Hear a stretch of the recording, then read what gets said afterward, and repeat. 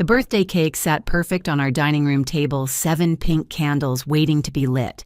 My daughter Emma bounced beside me, her eyes sparkling with excitement as I reached for the matches.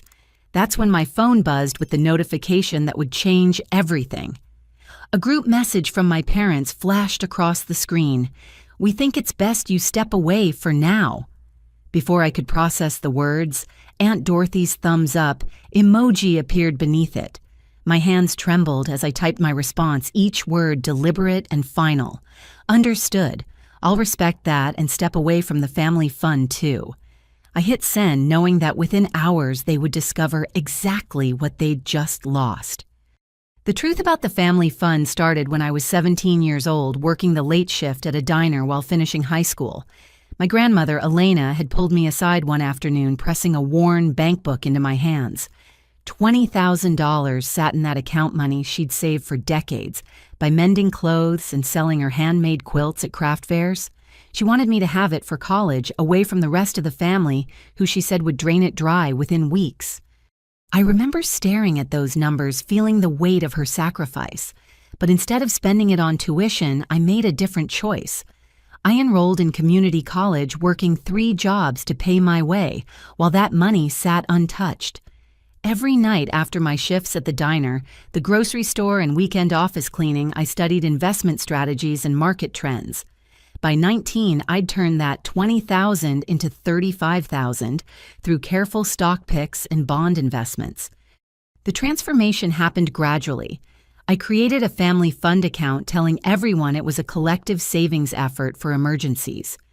My parents, Caroline and Robert, were struggling with credit card debt then, so I made the first withdrawal to help them. $5,000 gone, but seeing their relief made it worthwhile. Soon my siblings Tyler and Madison started asking for help too. Tyler needed startup money for a landscaping business. Madison wanted funds for her wedding. I structured everything carefully, keeping all accounts in my name for tax purposes, I explained. They nodded along, grateful for the help and never questioning the details. What they didn't know was that every dollar came from my investments, my late nights analyzing market trends, my sacrifices.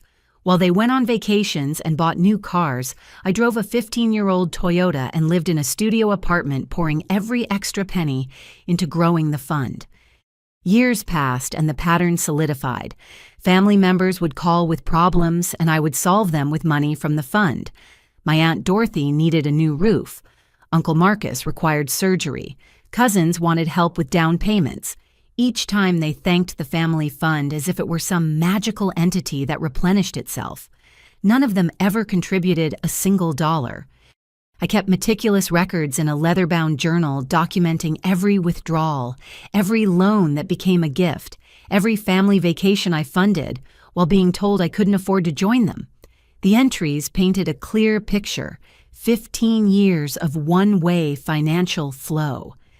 $847,000 given freely with zero returned.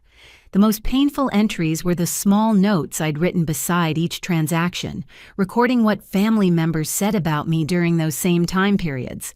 Words like unreliable, struggling, and needs to get her life together appeared frequently, always spoken by those living off my generosity. The irony wasn't lost on me. While they discussed my failures over dinners I'd paid for, I was building something substantial in the shadows. My marketing firm started in my apartment with 1 client and grew steadily. By year 5, I had corporate accounts. By year 10, I was turning down clients. But I kept this success hidden, maintaining the facade of barely getting by because it seemed easier than explaining why I chose to live modestly while funding their excess. Looking back, I realize I created my own trap. The fund became their expectation, their safety net, their reason to take risks, knowing I would catch them. They never learned to budget, to save, to struggle and overcome. I robbed them of those lessons while they robbed me of recognition and respect. The family fund wasn't just money. It became the invisible chain that bound me to their perception of my worth. Thanksgiving arrived with its usual chaos at my parents' house. The dining room table groaned under the weight of dishes I'd paid for through the family fund, though no one acknowledged this fact. I arrived with Emma, my 7-year-old daughter, carrying my signature sweet potato casserole and a store-bought pie because I'd been working late all week closing a major deal for a client. The criticism started before we even sat down. My mother, Caroline, looked at my store-bought pie with pursed lips. "Couldn't manage homemade this year either, Benita," she said, placing it on the counter behind her elaborate spread.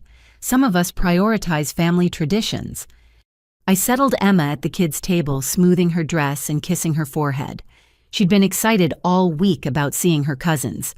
That's when my father, Robert, decided to share his observations. "You're too soft with her," he announced to the room, gesturing at Emma with his wine glass. "She needs structure discipline. Look how you let her choose her own clothes.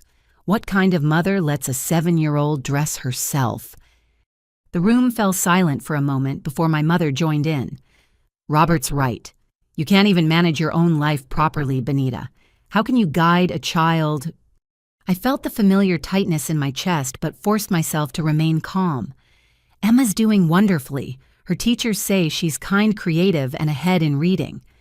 "Teachers don't see what we see," Aunt Dorothy interjected, settling her substantial frame into a chair. "A child needs stability. How can you provide that? After your failed marriage, you should be grateful we're all here to support you." The word grateful hung in the air like a challenge. I thought of the $50,000 I'd given Dorothy over the years for various emergencies, all while she vacationed in Florida every winter. My cousin Melanie caught my eye from across the room, her expression uncomfortable.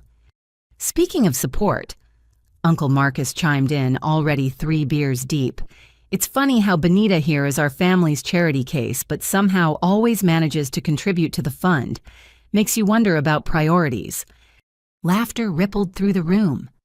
My family's charity case. The phrase burned even though I'd heard variations of it for years. They genuinely believed their narrative had convinced themselves that the fund existed independently of my contributions. The collective delusion was so complete that even presenting evidence might not penetrate it. "At least she contributes something," my brother Tyler said, attempting what he thought was defense. "Even if it's not much compared to what she takes out." I hadn't taken a penny from the fund in 15 years. Every withdrawal had been for them. But Tyler's memory had been conveniently edited to support the family mythology. His wife nodded a long designer purse on her lap, bought with the $30,000 I'd given them last year for his business expansion. "Can we talk about something else?" I asked quietly, seeing Emma glance over from the kids' table. "Don't deflect Madison," my younger sister said. "We're trying to help you face reality. Your life is a mess, Benita.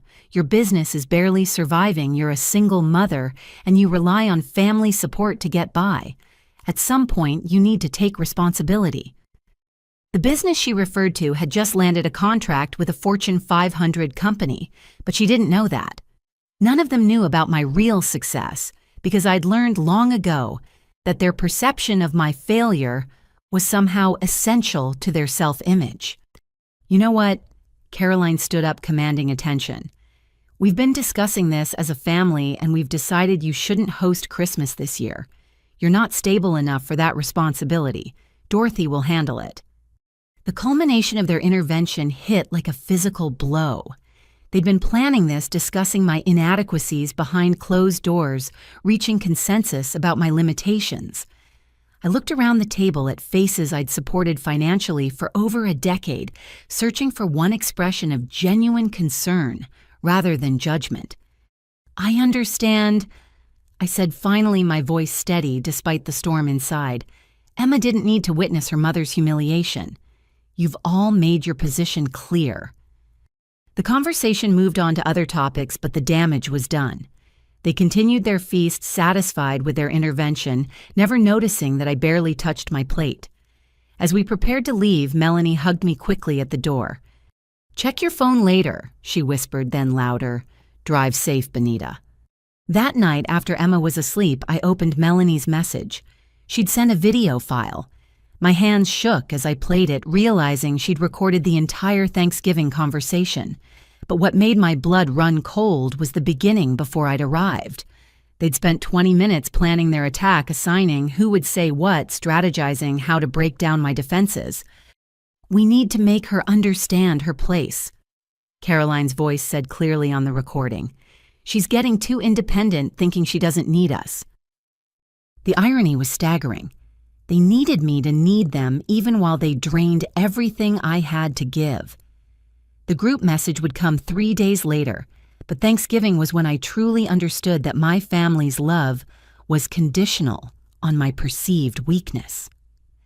The morning after receiving the group message, I sat in my home office reviewing documents the family had never seen. The early morning light filtered through windows overlooking a view I'd worked years to afford, though my family believed I rented a cramped apartment on the wrong side of town. This deliberate deception had become second nature, protecting my success from their toxic assumptions. My laptop displayed the portfolio I'd built from that initial $20,000 seed. The current value read $3.2 million across diversified investments, stock positions in companies I'd researched obsessively, bond holdings providing steady income, 3 rental properties purchased through Serenity Holdings, LLC, a company name chosen for the peace I'd hoped to find. The first property had been a foreclosure in Riverside Heights, bought 5 years ago when the market dipped. I'd spent weekends renovating it myself, learning to tile bathrooms from YouTube videos and refinish hardwood floors through trial and error. Now it generated $4,000 monthly from a lovely retired couple who sent Christmas cards thanking me for maintaining their home so well. The second property came 2 years later, a duplex near the university where I'd once cleaned offices. Student tenants provided steady income and reminded me of my own journey. The third, my proudest achievement, was a restored Victorian in the historic district. I'd fallen in love with its bones despite the sagging porch and overgrown garden. 6 months of restoration had transformed it into a showpiece that commanded premium rent from a young professional family. Beyond real estate, my marketing firm Ascent Strategies occupied 2 floors in a downtown high-rise. 22 employees worked under my leadership, though I'd trained them to refer to me as a consultant rather than owner when speaking publicly. Our client list included major corporations seeking digital transformation. The contract I'd signed last week would bring in $2 million over 3 years. My personal living situation reflected none of this wealth. The modest 2-bedroom house where Emma and I lived cost less than what most people assumed I could afford. I drove a 10-year-old Honda Civic, reliable and unremarkable. Designer clothes held no appeal when Target provided everything I needed. This camouflage had become so complete that even I sometimes forgot the truth of my circumstances. The most painful deception involved my family's financial struggles. 5 years ago, my parents faced foreclosure on their mortgage. They'd refinanced repeatedly, each time extracting equity for vacations and luxuries they couldn't afford. I couldn't bear watching them lose the home where I'd grown up, so I arranged an anonymous payment through their bank. The mortgage was satisfied in full with documents showing a processing error in their favor. They celebrated their good fortune for months, never questioning the unlikely windfall. Similar invisible interventions peppered my family's history. Tyler's son attended private school through a scholarship I'd secretly funded. Madison's business loan approval came because I'd guaranteed it behind the scenes. Cousins received anonymous gifts during hardships always attributed to distant relatives or lottery tickets. I'd become a ghost benefactor present in their success, but invisible in their gratitude. The irony deepened when I discovered my family's perception of my finances. Last month, my ex-husband Nathan called with an unusual request. My parents had contacted him claiming I was in desperate financial straits. They'd asked him to help support Emma and me painting a picture of near destitution. Nathan, confused because he knew about my business success, wanted to verify their claims. "They said you're about to lose your house," he'd explained, bewilderment clear in his voice. "Your mother was crying, saying they couldn't help because they're stretched thin themselves. What's going on, Benita?" That conversation illuminated the depth of their delusion. While spending money I'd provided, they'd constructed an alternate reality where I teetered on the edge of bankruptcy. This fiction served their needs, justifying their condescension and reinforcing their savior complex. They needed me to be struggling more than they needed truth. My financial documents told a different story. Tax returns showed steady business growth year after year. Investment statements reflected careful planning and consistent returns. Bank accounts held sufficient reserves for any emergency. The family fund they revered was merely overflow from my actual wealth, a fraction of what I'd accumulated through discipline and strategic thinking. But perhaps the most valuable asset wasn't monetary. My reputation in the business community stood solid as granite. Clients trusted me because I delivered results. Employees respected me because I led with integrity. Professional peers sought my advice because my strategies worked. This invisible wealth of credibility and connections was worth more than any bank balance, yet my family saw only what their narrative allowed. Tonight, as I prepared to dismantle the family fund, I pulled out a folder marked Future Plans. Inside lay blueprints for a women's entrepreneurship center, a dream project combining education mentorship and seed funding for those walking paths similar to mine. The building had already been purchased through another LLC. The programs were designed. All that remained was freeing myself from the emotional and financial drain of ungrateful relatives. The fortune they never knew existed would finally serve its true purpose, lifting others who appreciated the hand extended to help them climb. My phone started buzzing at 5:43 in the morning.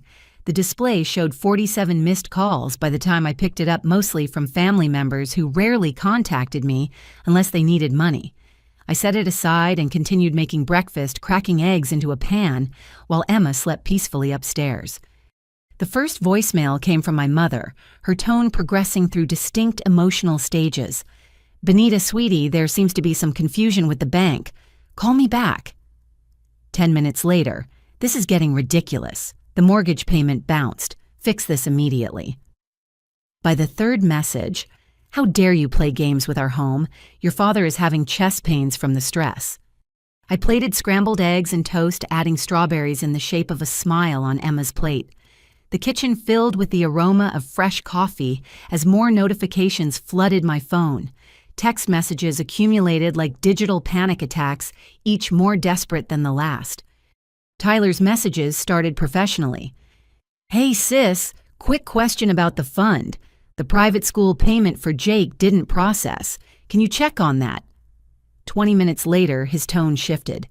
"This isn't funny anymore. They're threatening to not let Jake attend classes tomorrow. Whatever point you're trying to make, you've made it." Madison's texts revealed her business credit card had been frozen. The family plan cell phones had disconnected one by one, starting with the lines I'd added for cousins and extending family. My father discovered his country club membership was declined when he attempted to schedule his regular Thursday golf game. The humiliation in his voice message was palpable. "Benita, I don't know what's gotten into you, but this behavior is unacceptable. Men in my position can't have their membership declined. Do you understand the embarrassment? Fix this before permanent damage is done to my reputation." I sipped my coffee, marveling at his concern for reputation while he'd spent years damaging mine. Emma padded into the kitchen, rubbing sleepy eyes, and I helped her into her chair. "Morning sunshine, ready for waffles after eggs." "Can we make them shaped like hearts?" she asked, already brightening. "Of course we can." My phone continued its symphony of distress. Aunt Dorothy's messages grew increasingly frantic as her various automatic payments failed.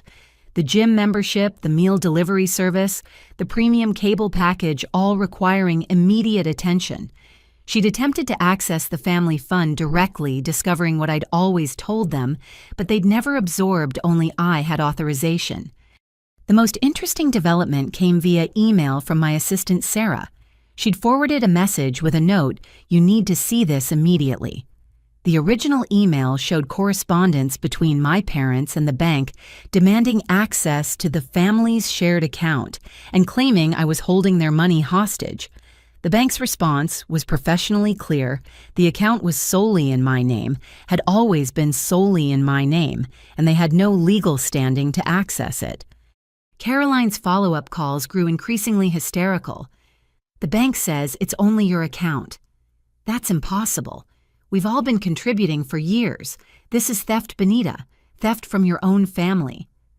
The delusion was so complete she genuinely believed her own fiction. In 15 years, not one of them had deposited a single dollar, yet they'd convinced themselves of shared ownership. The fund had become communal property in their minds, my contributions forgotten in their revisionist history. Uncle Marcus left a message that made me laugh despite everything. Your little tantrum is affecting everyone. My boat payment bounced. Do you know what that means? They could repossess it. A man works his whole life for simple pleasures, and his niece destroys it over petty grudges. The boat he'd purchased last year cost $70,000. I'd funded it entirely through the family fund when he claimed it was for his mental health after retirement.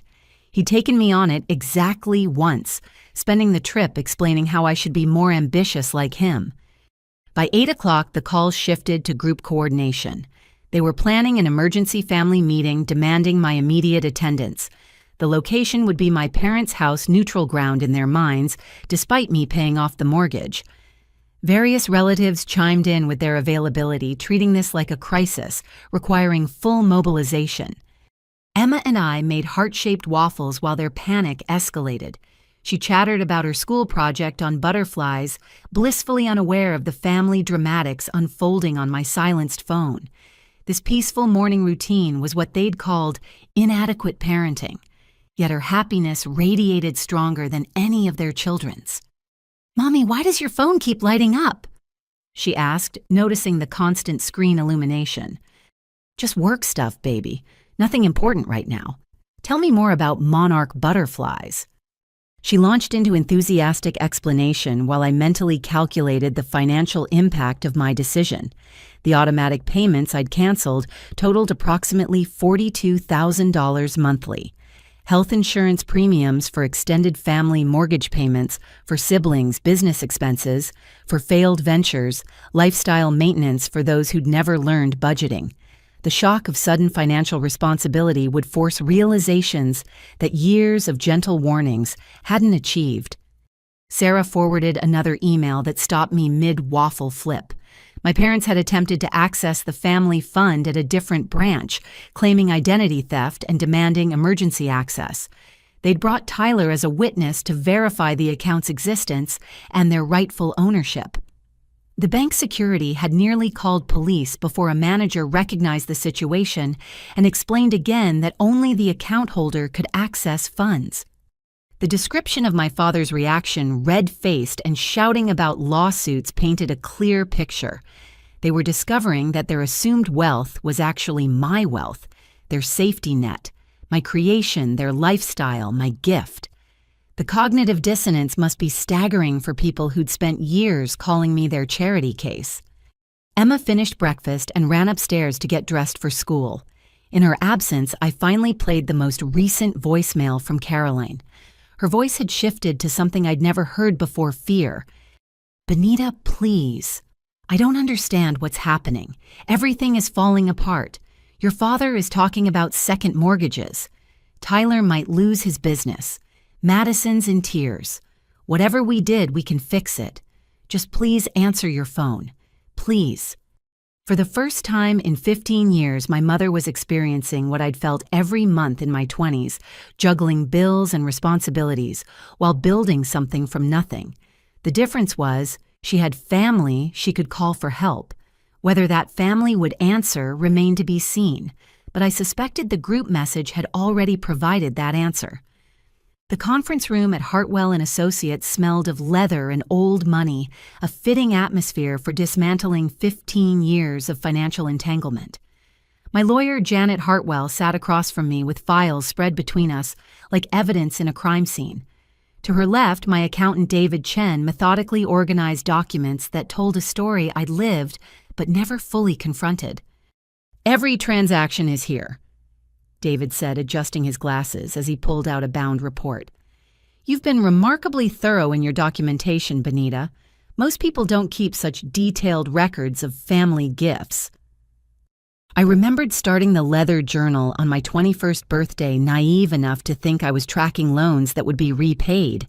Each entry written in careful blue ink noting date, amount, recipient, and stated purpose. The early entries showed hope. The later ones revealed resignation. Let's start with the total. Janet said, her voice professional but tinged with something like awe. $847,000 over 15 years. That's not including the mortgage payoff you arranged anonymously or the education funds you've been feeding. The numbers sat heavy in the room. David spread out tax documents showing how various family members had handled these gifts. The irony was palpable in black and white. My parents had claimed the mortgage payoff as debt forgiveness on their taxes. Tyler had written off business losses funded entirely by my gifts. Madison had structured her wedding expenses as charitable donations from the family fund. What's particularly interesting, David continued pulling out highlighted bank statements, is that while claiming these tax benefits, your family members have simultaneously maintained that this was communal money. Can't have it both ways legally. Janet leaned forward, her expression sharpening like a prosecutor building a case. More concerning is this pattern of requests. She produced a timeline showing escalating demands over the years. What started as emergency assistance became expected monthly support. The legal term would be financial dependence deliberately cultivated. I studied the timeline, seeing my life mapped in withdrawals. $25,000 when Tyler's first business failed, $40,000 for Madison's dream wedding, $15,000 quarterly for my parents' lifestyle maintenance, $10,000 here, $5,000 there, death by 1,000 cuts to my financial future. Now let's discuss your Aunt Dorothy. Janet's tone shifted to something darker. David discovered some interesting discrepancies. David pulled out a separate folder marked with red tabs. Your grandmother Elena's estate was valued at $400,000 when she passed 5 years ago. Dorothy, as executor, reported it as $100,000. The missing $300,000 appears to have been absorbed into various personal accounts. My stomach dropped. I'd been covering Dorothy's supposed emergencies for years, never knowing she'd stolen from the grandmother who'd given me my start. Each request for help had been fraud layered upon fraud, my generosity enabling her crime. We have enough evidence to pursue criminal charges, Janet stated flatly. The question is whether you want to involve law enforcement. I thought of Emma, of the family drama that would unfold of Dorothy's grandchildren who had nothing to do with her choices. Let me think about it. What else did you find? David produced individual summaries he'd prepared for each family member. The documents showed clear patterns of financial dependence, tax implications of their gifts, and projections of their situations without my support. The numbers were sobering. Your brother Tyler's landscaping business has never turned a profit, David explained. It exists entirely on your quarterly infusions. Without them, bankruptcy within 60 days. Madison's boutique is similar, he continued. The rent you've been paying exceeds her gross sales. She's essentially playing store with your money. Janet pulled out her laptop, showing a presentation she'd prepared. I recommend sending these summaries to each family member. Let them see exactly how much they've taken while contributing nothing. The psychological impact alone might be worth more than any legal action. The summaries were devastating in their simplicity. Each one showed total money received, frequency of requests, tax benefits claimed, and a simple line at the bottom, total contributions to family fund 0.0. There's one more thing, David said quietly. He pulled out a final document. I ran a projection of what your net worth would be if you'd invested that $847,000 in index funds over the same period. The number made me close my eyes. Over $2 million in opportunity cost. $2 million that could have secured Emma's future, funded my entrepreneurship center immediately, or simply provided the freedom to live without constant family financial drama. I'd like to add something to each summary, I said, finally. A note about what that money actually cost me. Not guilt-tripping, just facts. The vacations I didn't take, the house I didn't buy until last year, the therapy I couldn't afford while funding their luxuries. Janet nodded approvingly. We'll draft it carefully. Factual, not emotional. The facts are damning enough. We spent 3 hours crafting individual packages for each family member. Tyler's included copies of every business loan I'd covered, annotated with his social media posts from the same periods, showing expensive vacations. Madison's contained her wedding expenses alongside her public comments about my sad single mother life. My parents' package was the thickest documenting systematic financial support, while they told others I was their burden. When do you want to send these? Janet asked. After the family meeting, they're planning, I decided. Let them show their true colors first, then provide the evidence that contradicts whatever narrative they create. David began calculating the tax implications of formally dissolving the family fund. The money would return to my primary accounts available for the Entrepreneurship Center and Emma's future. No more automatic payments, no more emergency withdrawals, no more enabling disguised as love. One last thing, Janet said as we prepared to leave. Given the amounts involved and the pattern of behavior, you might want to consider a restraining order if they escalate. Financial abuse often intensifies when the money stops flowing. I signed the necessary paperwork to begin the formal dissolution process. Each signature felt like cutting an invisible chain.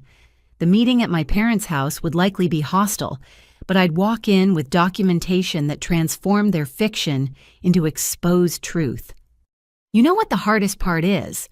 I asked Janet as we gathered our things. I would have given them even more if they'd just shown genuine appreciation, if they'd seen me as successful and chosen to celebrate that instead of needing me to be their failure. Janet's expression softened.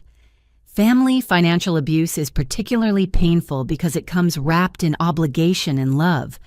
You're not the first successful woman to hide her achievements to maintain family harmony. You're just one of the brave ones choosing to stop.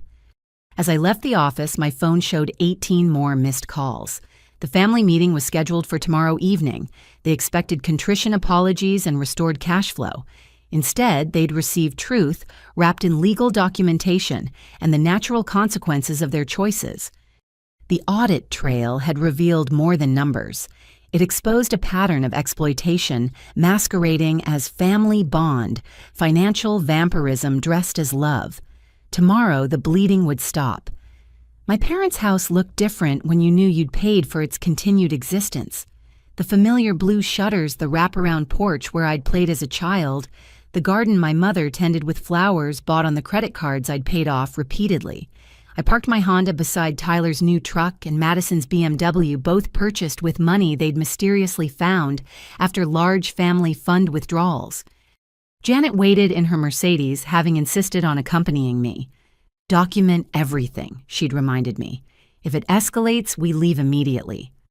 The small recording device in my purse felt like armor against whatever awaited inside. Emma was safe at her friend's house for a sleepover, protected from the family drama about to unfold. I'd kissed her goodbye with promises of pancakes tomorrow, maintaining her innocent world while mine prepared for battle. The front door opened before I could knock. My mother stood there, her face a mixture of anger and something I'd never seen before: uncertainty. "Finally," she said, stepping aside. "Everyone's waiting." The living room was packed. Parents, siblings, aunts, uncles, cousins, who rarely appeared except for holidays and financial needs. They'd arranged the furniture in a semicircle facing one chair clearly meant for me, an intervention setup designed for maximum pressure. "I brought my lawyer," I announced before sitting. "This is Janet Hartwell." The room erupted. "Lawyer. This is family business. How dare you?" The cacophony of outrage confirmed my decision to bring professional support. My father stood attempting to restore order. "Benita, this dramatic gesture is unnecessary. We're here to discuss your recent behavior and its impact on the family." I sat in the designated chair, Janet beside me, and waited. Let them make their case, first reveal their delusions completely before I presented reality. Tyler started, his face flushed with indignation. "You've destroyed my business. The equipment rental bounced contracts are in jeopardy. 5 years of building my reputation gone because of your tantrum. Your business exists entirely on quarterly payments from the family fund. I responded calmly. $48,000 annually for 5 years. Total contributions from you to the fund zero. Madison jumped in tears already flowing. How can you be so cold? My store is everything to me. You're destroying my dream out of spite. I pulled out my phone showing her Instagram post from last week. This shows you in Cabo. The trip cost $8,000 according to your posts. The same week you asked for emergency rent money for the store. That's different, she protested. I needed that vacation for mental health. Dorothy's voice cut through authoritative and accusatory. Enough excuses. You've stolen from all of us. That fund belongs to the family, not to you personally. We demand immediate restoration of access. Janet spoke for the first time. Actually, Mrs. Patterson, the account has always been solely in Ms. Williams' name. We have 15 years of bank documentation confirming this. Any perception of joint ownership exists only in your collective imagination. The room fell silent for a moment before erupting again. Accusations flew like shrapnel.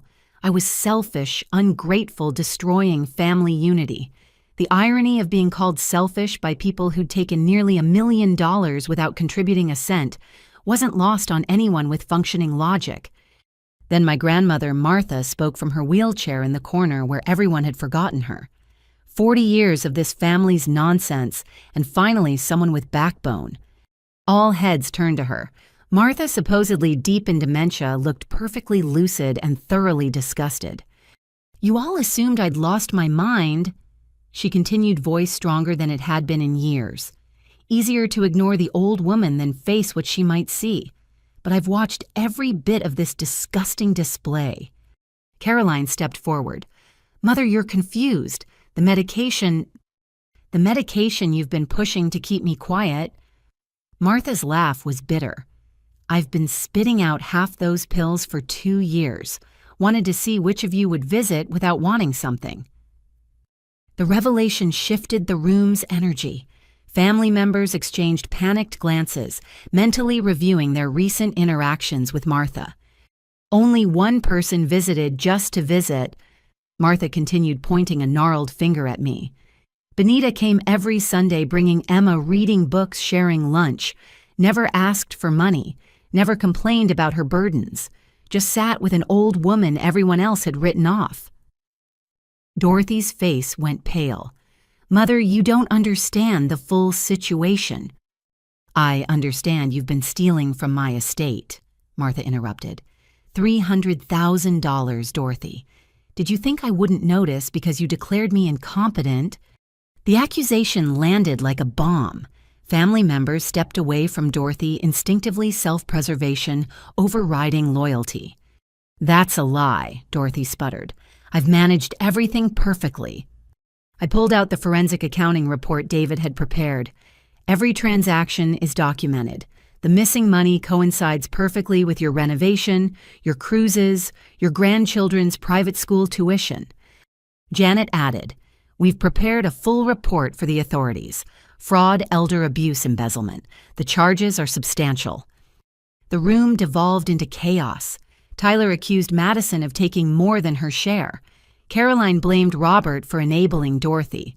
Uncle Marcus tried to claim ignorance, while his wife demanded to know why their boat payments had stopped. Old resentments surfaced, like toxic waste years of buried grievances erupting in spectacular fashion. Through it all, Martha watched with satisfaction. $8 million, she announced during a brief lull. That's what I'm actually worth, not the pittance Dorothy reported. $8 million in property investments and cash. The number stunned them into temporary silence. Calculating eyes darted around the room, already dividing theoretical inheritances. Already changed my will, Martha continued. Lawyers finished it last month. Everything goes to Benita and Emma, every last penny. The explosion of protest was immediate and deafening. Threats of lawsuits, claims of undue influence, accusations of manipulation. The family that had moments ago been turning on each other, unified in their outrage at being disinherited. I stood gathering my documentation. The family fund is dissolved. The bank has been instructed to reject any attempts to access it. The automatic payments you've lived on are canceled permanently. My financial support of this family ends today. "You can't do this," Caroline shrieked. "We're your parents. You owe us." "I owe you nothing." I interrupted, my voice carrying 15 years of suppressed truth. "I've given you everything while being treated as your failure. The charity case you created in your minds has been funding your lives while you insulted her at every opportunity." Janet stood with me. "We have one more matter. Mr. Williams, would you like to explain the second family you've been supporting in Colorado? The one funded by money from the family fund?" The final bombshell detonated. Caroline turned to Robert with horror. His face drained of color as he stammered denials that convinced no one. I walked out while the family imploded behind me, their screaming voices muffled by the closing door. In the driveway, a man I didn't recognize approached the private investigator I'd hired to verify David's discoveries. "Your father has been living a double life for 12 years, he confirmed quietly. "Wife, 2 kids, house in Denver, all funded by withdrawals from your account. I have photos, documents, everything you need." Behind us, something crashed inside the house. The sounds of family unity shattering like expensive china barely registered. I'd spent 15 years building their house of cards with my money and silence. Tonight, I'd simply stop protecting them from the wind. The chaos in the house reached new heights after my father's secret was exposed. I stood in the driveway, but through the windows, I could see family members gesturing wildly, voices carrying through the walls. Janet suggested we leave, but something made me hesitate. Martha was still in there, and despite everything, I worried about her being caught in the crossfire. "I'm going back for my grandmother," I told Janet. "She doesn't deserve to be trapped in that." We re-entered to find the living room in complete disarray. Caroline was throwing Robert's golf trophies at him while he dodged behind furniture. Dorothy sat frozen, calculating how Martha's revelation affected her own criminal exposure.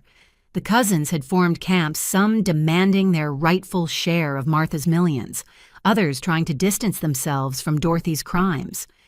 Martha sat serene in her wheelchair, watching it all with the satisfaction of someone whose patience had finally been rewarded. When she saw me, her face lit up with genuine warmth. "There's my real granddaughter," she said loud enough to cut through the noise. "Come here, sweetheart." I knelt beside her wheelchair, taking her weathered hands in mine.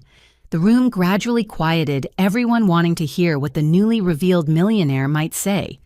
You thought I was gone." Martha addressed the room, her voice carrying surprising strength. "Easier to believe than accepting what your behavior looked like to someone watching clearly. The pills Dorothy gave me, claiming they were for my own good. The conversations you had in front of me, dividing my assets while I still breathed. The visits that only came with requests for money." She squeezed my hand before continuing. "But Benita came every Sunday without fail. Read me poetry, brought her daughter to paint watercolors with me.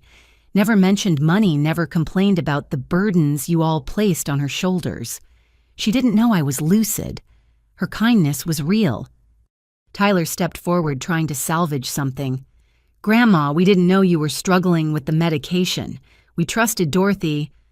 "You trusted greed," Martha interrupted. "Every one of you knew something was wrong when my supposed net worth dropped by 75% overnight, but you stayed quiet because Dorothy's theft meant more money flowing to you through Benita's fund." The truth hung heavy in the air. They'd all been complicit, turning blind eyes to obvious fraud because challenging it might interrupt their cash flow. Martha pulled out a manila envelope from her wheelchair's side pocket. "Speaking of truth, let me share some recordings my aide helped me make. Amazing what phones can do these days." She handed me the envelope with a small digital recorder inside. I pressed play, and Dorothy's voice filled the room from 2 years ago, the old bats finally losing it. Once we get power of attorney, we'll move the assets before anyone notices. Benita's too naive to check the estate properly. Other voices joined the recording. Tyler discussing how to hide Martha's true net worth from me. Madison suggesting they increase Martha's medication to speed up the process. Caroline lamenting that her mother was too healthy and might live another decade. "You recorded us," Dorothy's voice cracked with panic. "Every visit for 2 years," Martha confirmed. "My aide Rosanna is very tech-savvy. We have hours of material. Especially interesting are the conversations about having me declared incompetent to access my money faster." I felt sick listening to my family plan Martha's financial destruction, while she sat trapped in fake dementia. The recordings continued each revelation worse than the last. They'd researched facilities to put her in the cheapest ones possible. They discussed selling her house, dividing profits before she was even gone. "The truly pathetic part," Martha said as I stopped the recording, "is that you could have had it all legitimately. I was prepared to leave generous inheritances to everyone. But watching how you treated the one person who showed genuine love, that changed everything." She turned to me with eyes suddenly wet with tears. "You saved me, Benita. Not with money, but with dignity. Every Sunday you treated me like a person worth knowing, not a bank account to raid.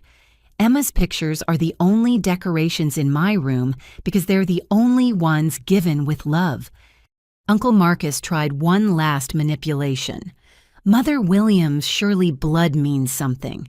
We're your children, grandchildren. Mistakes were made, but family. Martha's voice turned to steel. "Benita created a fund that supported all of you while you called her a failure. She paid your mortgages while you mocked her choices. She funded your dreams while you crushed hers with constant criticism. That's not family. That's parasitism." She pulled out another document, this one with a legal seal. "My new will is ironclad. Benita gets everything. The house in Beacon Hill worth $2 million. The investment portfolio worth $3 million. The 3 commercial properties downtown generating $40,000 monthly in rent. The art collection, the jewelry, the offshore accounts you didn't even know existed." The list continued, each asset another nail in their financial coffins. Family members mentally calculated what they were losing, the inheritance they'd spent years planning to waste, evaporating with each word. "There's more," Martha announced, clearly enjoying the dramatic reversal. "I've been documenting everything for prosecutors. Dorothy's theft, the elder abuse, the conspiracy to declare me incompetent. My lawyers say criminal charges are inevitable. Prison time likely." Dorothy collapsed into a chair, the weight of consequences finally crushing her delusions. The family members who'd been demanding their shares moments ago now scrambled to distance themselves from her crimes. But here's the best part. Martha's eyes sparkled with mischief. "I've already transferred $1 million to Benita's account, a gift for all those Sunday visits, legally documented and untouchable.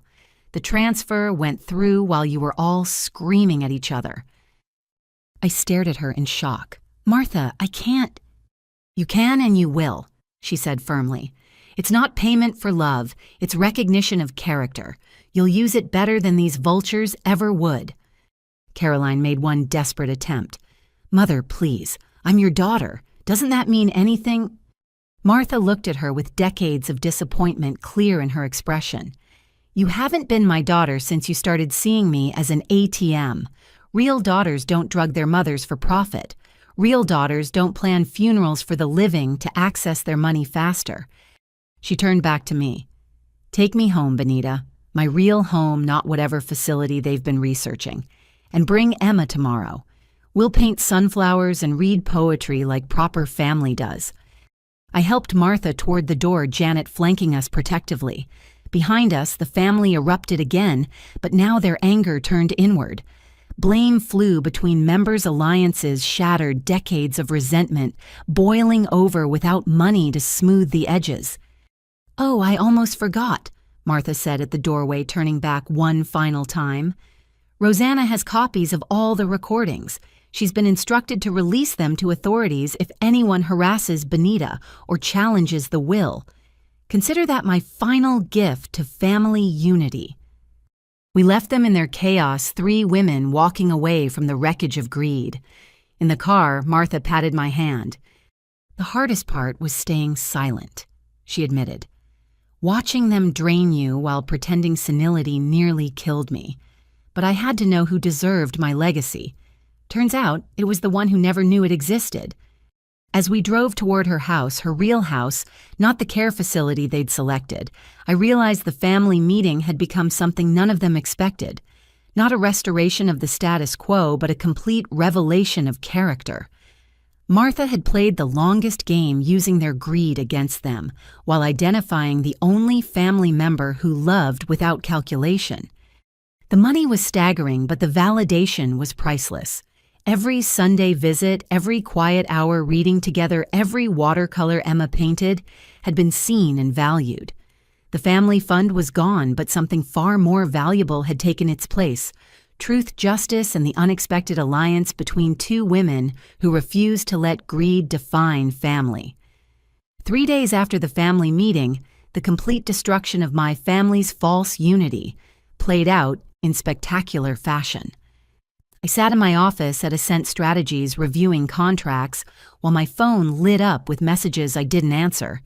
The family had turned on each other with vicious precision, years of suppressed resentments emerging now that their common funding source had vanished. Sarah knocked on my door holding a tablet with local news pulled up. "You might want to see this," she said carefully. "The story broke this morning." The headline read, "Prominent local family implodes over elder fraud scandal." Dorothy's arrest photo dominated the screen, her usually perfect hair-disheveled designer outfit replaced with county jail orange. The article detailed the embezzlement charges, citing a forensic accounting report that traced $300,000 in stolen funds. But the media coverage was just the beginning of the avalanche. Tyler had called Madison's husband, revealing her affair from 5 years ago, information he'd held as leverage, now deployed in spite. Madison retaliated by posting on social media about Tyler's tax evasion, complete with screenshots of texts where he bragged about hiding cash income from his landscaping business. The door opened again. This time, Jake walked in Tyler's 18-year-old son, my nephew. His eyes were red, shoulders slumped with the weight of family destruction. "Aunt Benita." He started, then stopped, struggling for words. "I'm sorry. For everything. For staying quiet when I knew what they were doing to you." I gestured for him to sit. Despite everything, the kids weren't responsible for their parents' choices. "I knew about the fund," he continued, voice barely above a whisper. "Dad told me years ago that you paid for everything, but made me promise to keep the secret. Said it would hurt your pride if others knew you were supporting everyone." The manipulation went deeper than I'd imagined. They'd recruited their children into their fictional narrative, creating another generation of enablers.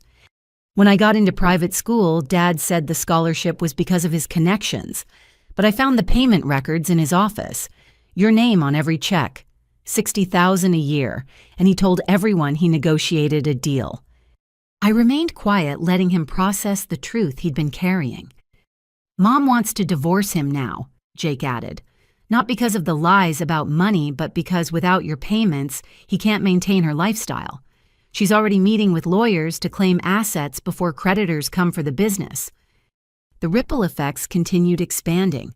Sarah interrupted with another update. Madison's husband had locked her out of their joint accounts after discovering the extent of her deception. Her boutique, already failing, wouldn't survive the week without my rent payments. My phone buzzed with a text from Melanie, the cousin who'd secretly recorded Thanksgiving. She was one of the few family members who'd shown genuine remorse. Her message was brief. "Grandma Dorothy got denied bail. Prosecution says she's a flight risk. Mom's having a breakdown."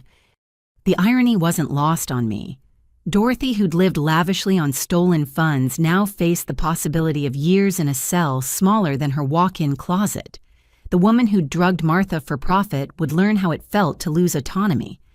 Another knock interrupted my thoughts. My assistant announced a visitor I hadn't expected, my sister Amy, who'd moved to Switzerland years before the family dysfunction reached its peak. She walked in looking exactly as I remembered, but with new confidence in her bearing. "I've been waiting for this day," she said without preamble, pulling me into a fierce hug. "Watching from afar, knowing you were drowning but unable to help, without being pulled under, too." We sat on my office couch and Amy revealed her own story. "I left because I saw what was starting. The entitlement, the manipulation, the way they needed you to be weak so they could feel strong. But I was young, scared. I ran instead of fighting." "You were smart," I corrected. "You protected yourself, while you protected everyone else." Amy's voice carried guilt and admiration in equal measure. "I've been documenting everything from abroad.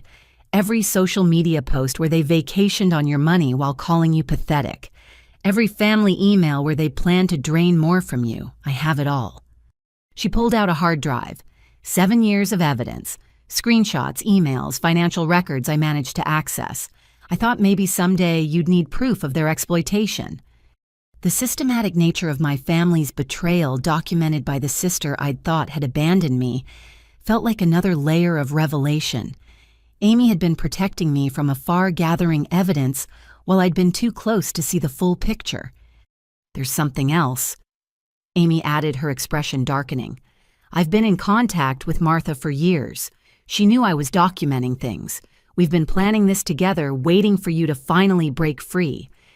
The conspiracy of protection around me, Martha pretending senility while staying lucid, Amy gathering evidence from Switzerland, Melanie secretly recording conversations, showed that not everyone in the family had been corrupted by greed." My phone rang with a number I recognized, Robert's.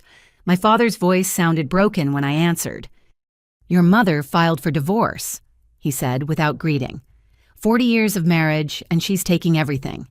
The house you paid off the retirement funds, all of it. She says I humiliated her with the second family." I stayed silent, offering no comfort for consequences he'd earned. "Michelle, that's her name, the other woman she left too. Took the kids and disappeared when the money stopped. 12 years, Benita. 12 years of living a double life, and they all abandoned me the moment the funds dried up." The parallel wasn't lost on either of us. He'd discovered what I'd always known: relationships built on money crumble without it. But where I'd been the source, he'd been another drain, siphoning funds for a fantasy life that evaporated at first challenge. "I need help," he finally said. Pride completely shattered. "I have nothing. No family, no money, nowhere to go. Please, Benita, you're my daughter." "I was your daughter when you called me a charity case," I responded evenly. "I was your daughter when you planned interventions about my failures while spending my money. I was your daughter when you chose another family over the one you had." "I'm sorry," he whispered. "We were wrong, all of us. We destroyed something beautiful because we couldn't see past our own greed." The apology, so long in coming, felt hollow now. Words couldn't undo years of emotional abuse disguised as family concern. But something in his broken voice made me soften slightly. "I won't give you money," I said clearly, "but I'll give you information. There's a men's shelter on Riverside that helps people restart. They have job placement programs, counseling services. You can rebuild, but you'll do it on your own effort, not mine." After ending the call, I looked around my office, the business I'd built while being called a failure, the success I'd hidden to preserve their egos. Amy sat beside me, finally reunited after years of strategic distance. In the outer office, my real team worked people who respected my abilities without needing my money. The family that had once seemed so essential to my identity was revealing its true nature. Without the binding agent of my financial support, they turned on each other with shocking speed. Brother against sister, spouse against spouse, parent against child. The unraveling was complete and merciless. But in the destruction, something else emerged. The family members who'd truly cared, Martha, Amy, even young Jake, were finally visible. The conspiracy of greed had shattered, but a smaller, genuine connection remained among those who'd loved without calculation. My phone buzzed with one final message from Tyler. "You've destroyed us all. Happy now." I turned off my phone without responding. The truth was more complex than happiness or sadness. Watching people face consequences wasn't joyful, but neither was enabling their dysfunction. I'd simply stepped away from a role they'd assigned me without consent. The destruction that followed was their own creation built on a foundation of exploitation that couldn't survive without its source. Sarah knocked again this time with news that made me smile. The Women's Entrepreneurship Center called. "They're ready to move forward with your funding. They want to name the building after you." The future I'd envisioned while funding others' presence was finally arriving. My family's unraveling was tragic, but necessary clearing space for something authentic to grow. The family fund was dead, but from its ashes, real purpose was emerging. The courthouse steps were slick with morning rain as I arrived for Dorothy's preliminary hearing. Media vans lined the street, the family scandal having evolved from local gossip to regional news. I pulled my coat tighter, avoiding eye contact with reporters shouting questions about family betrayal and million-dollar theft. Inside the courtroom, my extended family sat divided like wedding guests at a bitter divorce. Dorothy's supporters clustered on one side, mainly her children and siblings, who still believed her lies. The other side held those who'd accepted reality, including Martha in her wheelchair looking stronger than she had in years. Dorothy entered in shackles, the sound echoing through the marble chamber. Her attorney, clearly overwhelmed by the evidence against her, shuffled papers nervously. The prosecutor, a sharp woman named Catherine Walsh, had called me the night before to confirm I'd testify if needed. The state charges Dorothy Patterson with embezzlement, elder abuse fraud, and conspiracy. The judge read each word, landing like a gavel strike. "How do you plead?" "Not guilty." Dorothy's voice cracked, lacking its usual authority. Catherine Walsh stood her presence commanding immediate attention. "Your Honor, we have extensive evidence including forensic accounting reports, recorded conversations of the defendant planning to steal from her elderly mother, and documentation of systematic theft exceeding $300,000. She played one of Martha's recordings for the court. Dorothy's voice filled the room, cold and calculating. "Once I increase her medication, she won't remember what she owns. I've already moved half the liquid assets. Benita's too trusting to check the estate properly." Dorothy's children shifted uncomfortably, hearing their mother's true nature broadcast publicly. Her daughter Sandra, who defended her vehemently, looked physically ill as recording after recording played. But Dorothy wasn't the only family member facing legal consequences. The IRS had opened investigations into Tyler and Madison based on the documented tax evasion. Tyler's landscaping business, already failing without my support, faced additional scrutiny for years of hidden cash transactions. The prosecutor called me to provide context about the family fund.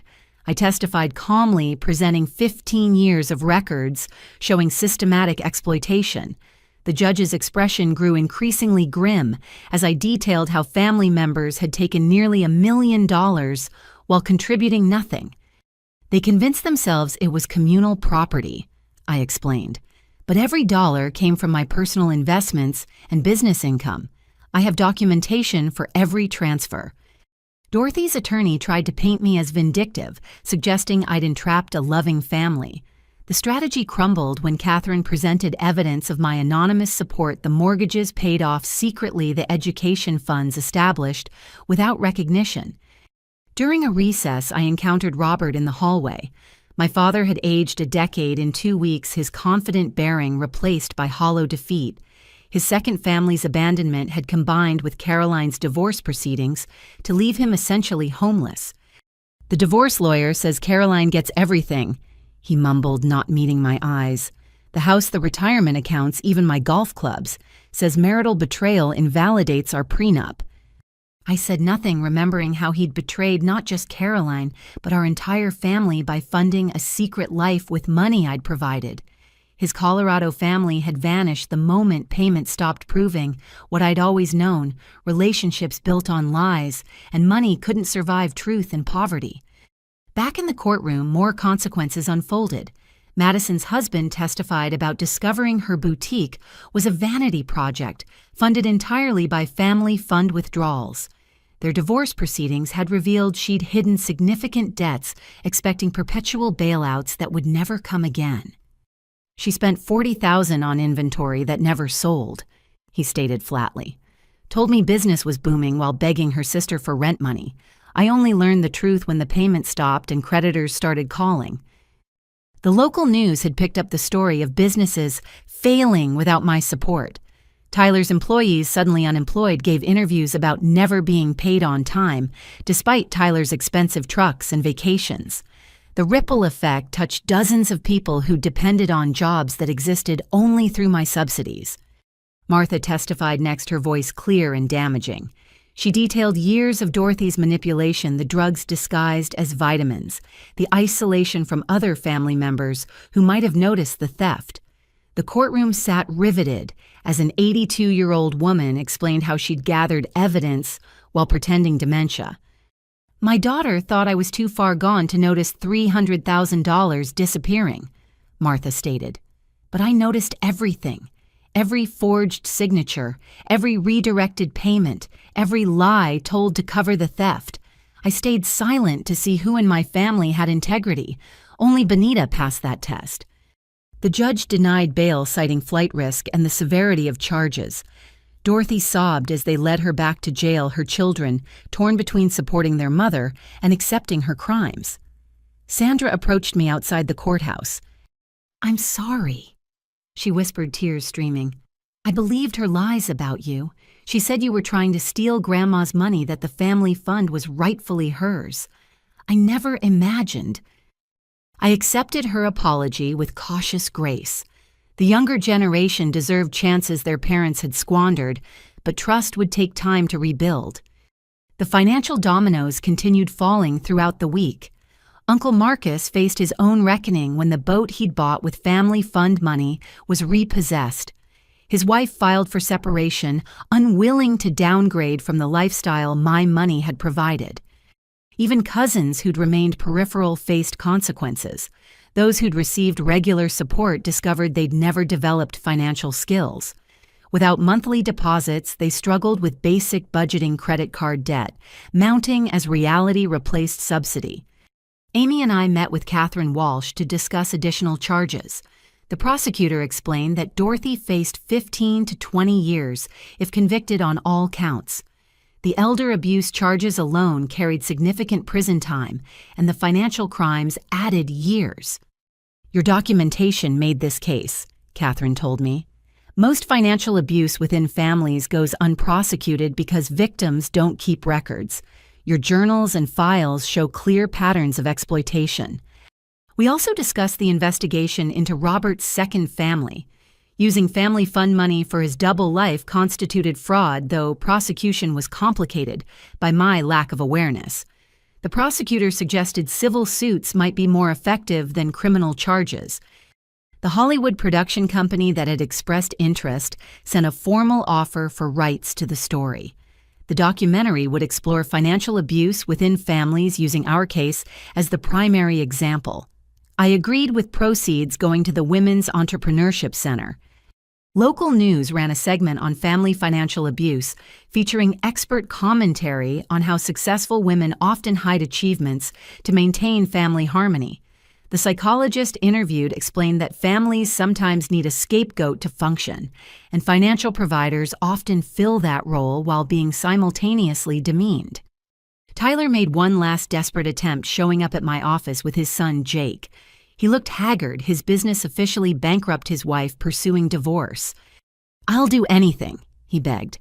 "Therapy, counseling, whatever you want.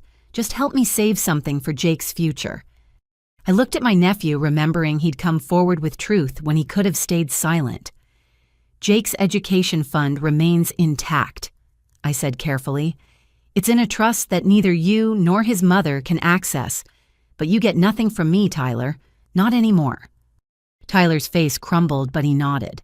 Perhaps losing everything would finally teach what my funding never could: the value of self-sufficiency and the weight of consequences. The legal proceedings would continue for months, but the immediate impact was clear. A family built on exploitation had collapsed when the exploitation ended. Dorothy faced decades in prison. Robert lived in the men's shelter I'd recommended. Tyler and Madison's marriages and businesses had dissolved. Caroline, bitter and alone, had the house, but none of the family she'd prioritized money over. But in the wreckage, something cleaner emerged. Martha lived freely in her own home, no longer drugged or controlled. Amy had returned our sisterhood stronger for surviving separation. Young family members like Jake and Sandra, freed from their parents' toxic patterns, could choose different paths. The family fund that had enabled dysfunction for 15 years was gone.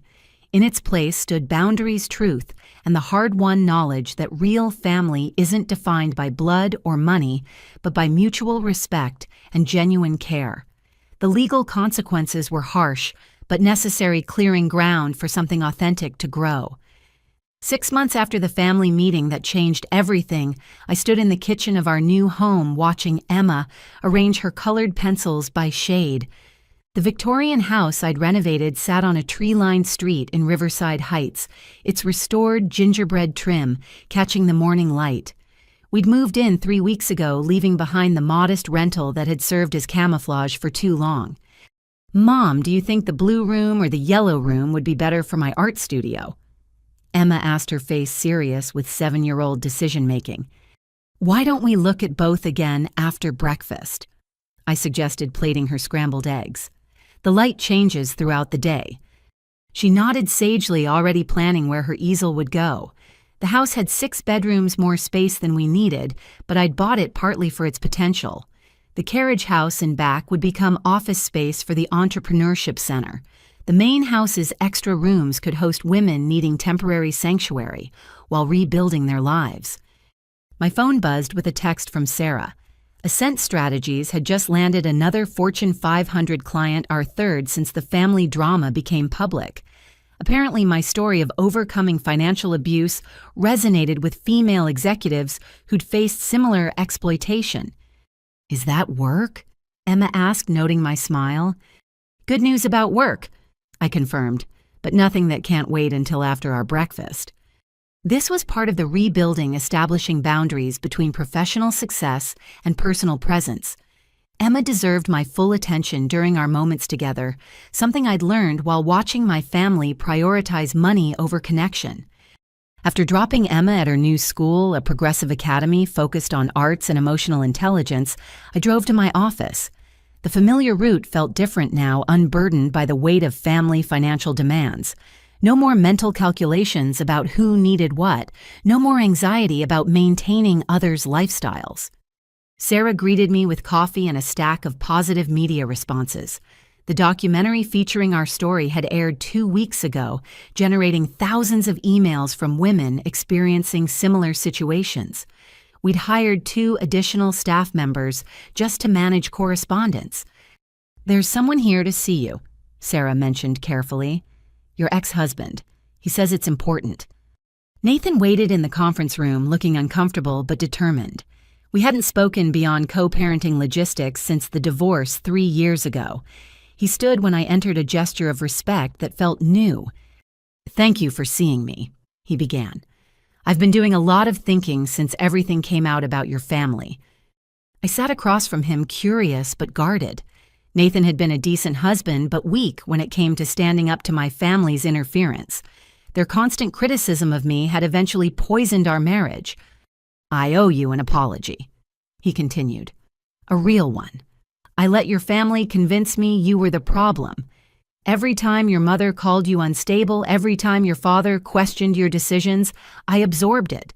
I became another voice in the chorus telling you that you weren't enough." The acknowledgement so long in coming created an unexpected well of emotion.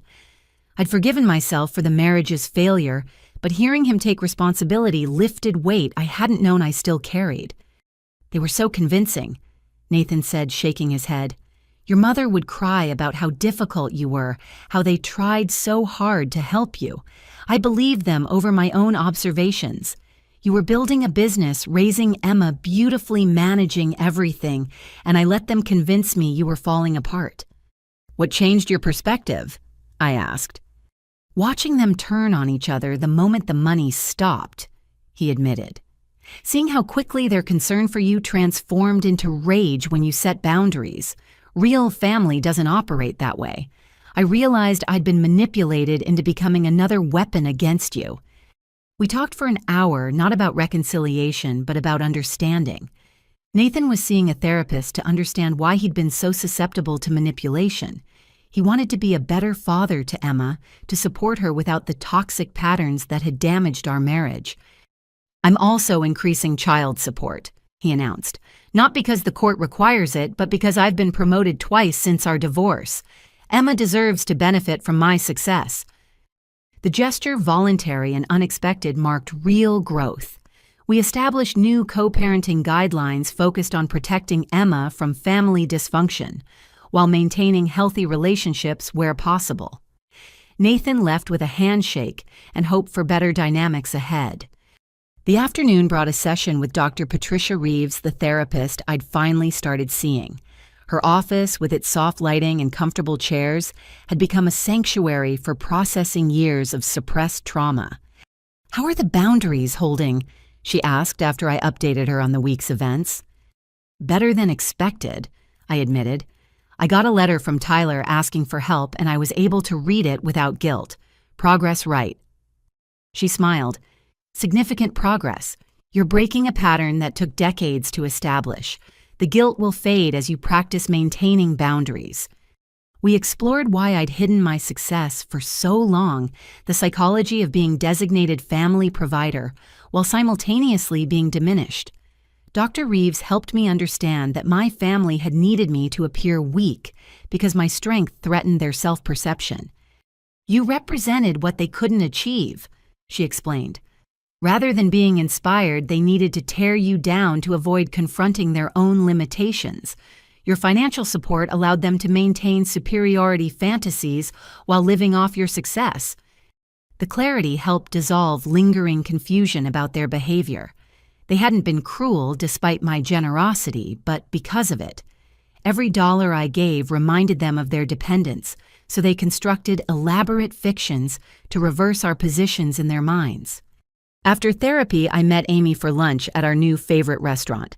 She'd returned permanently from Switzerland, setting up her own financial consulting firm with international connections. We'd grown closer in 6 months than we'd been in the previous 20 years. "I have news," she announced over salads. "I've been working with Martha's lawyers to establish a family financial literacy fund. She wants to prevent this pattern from repeating in future generations." The irony of Martha funding financial education after Dorothy's theft wasn't lost on either of us. But Martha, cleared of the fog of forced medication, had become a force for positive change. Her fortune would teach what our family had failed to learn: financial responsibility and respect for those who provide.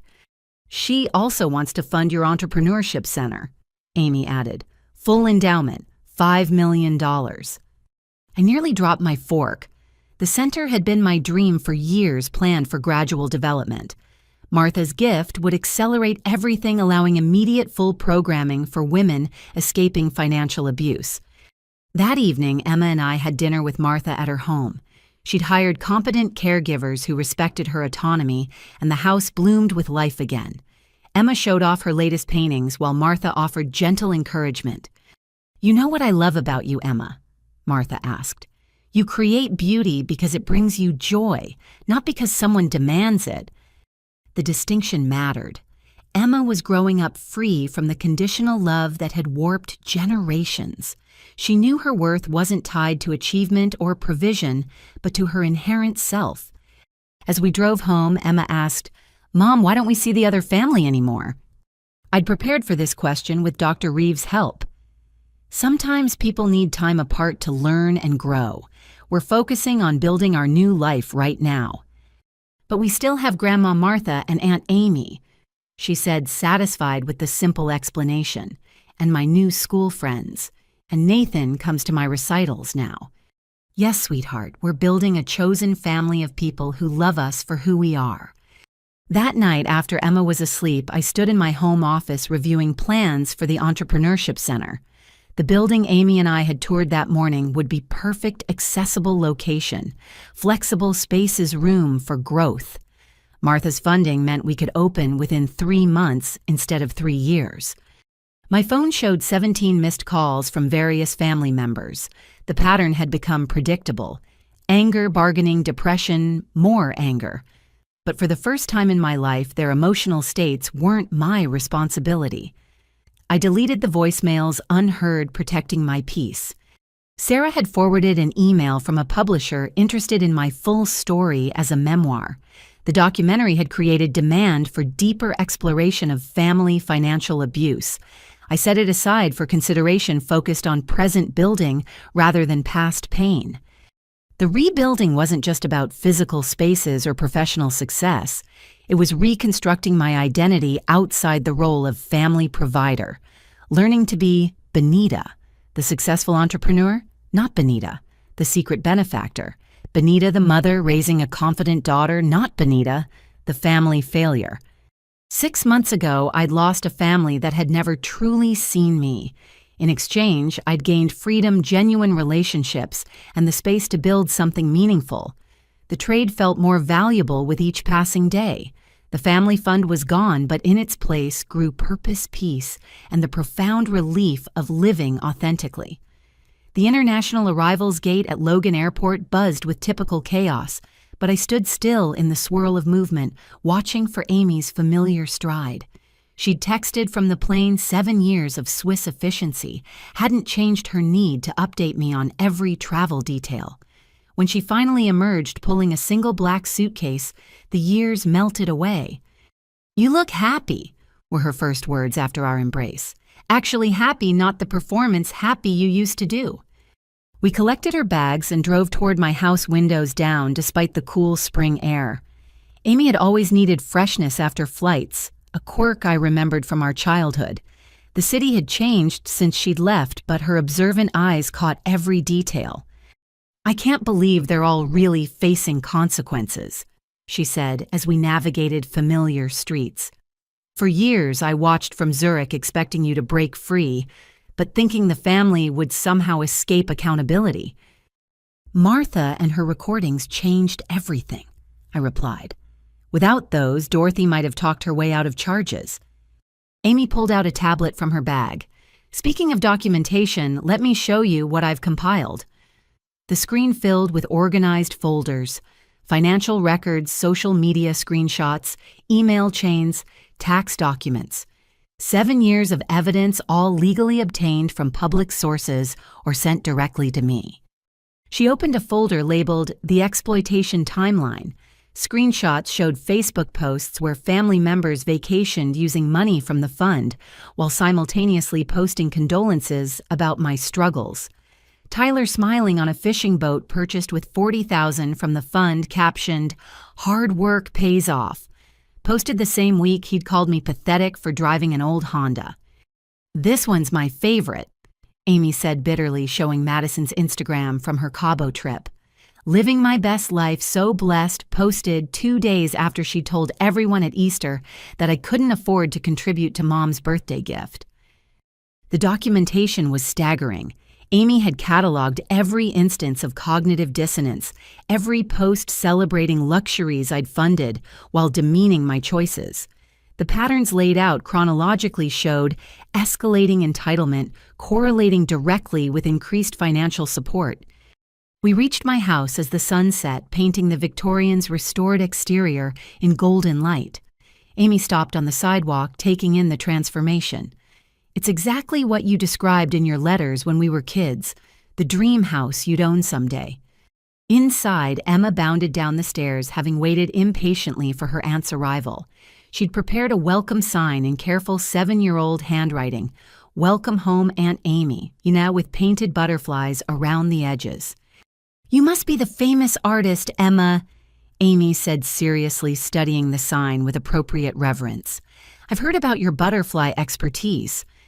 Emma beamed immediately, launching into details about monarch migration patterns.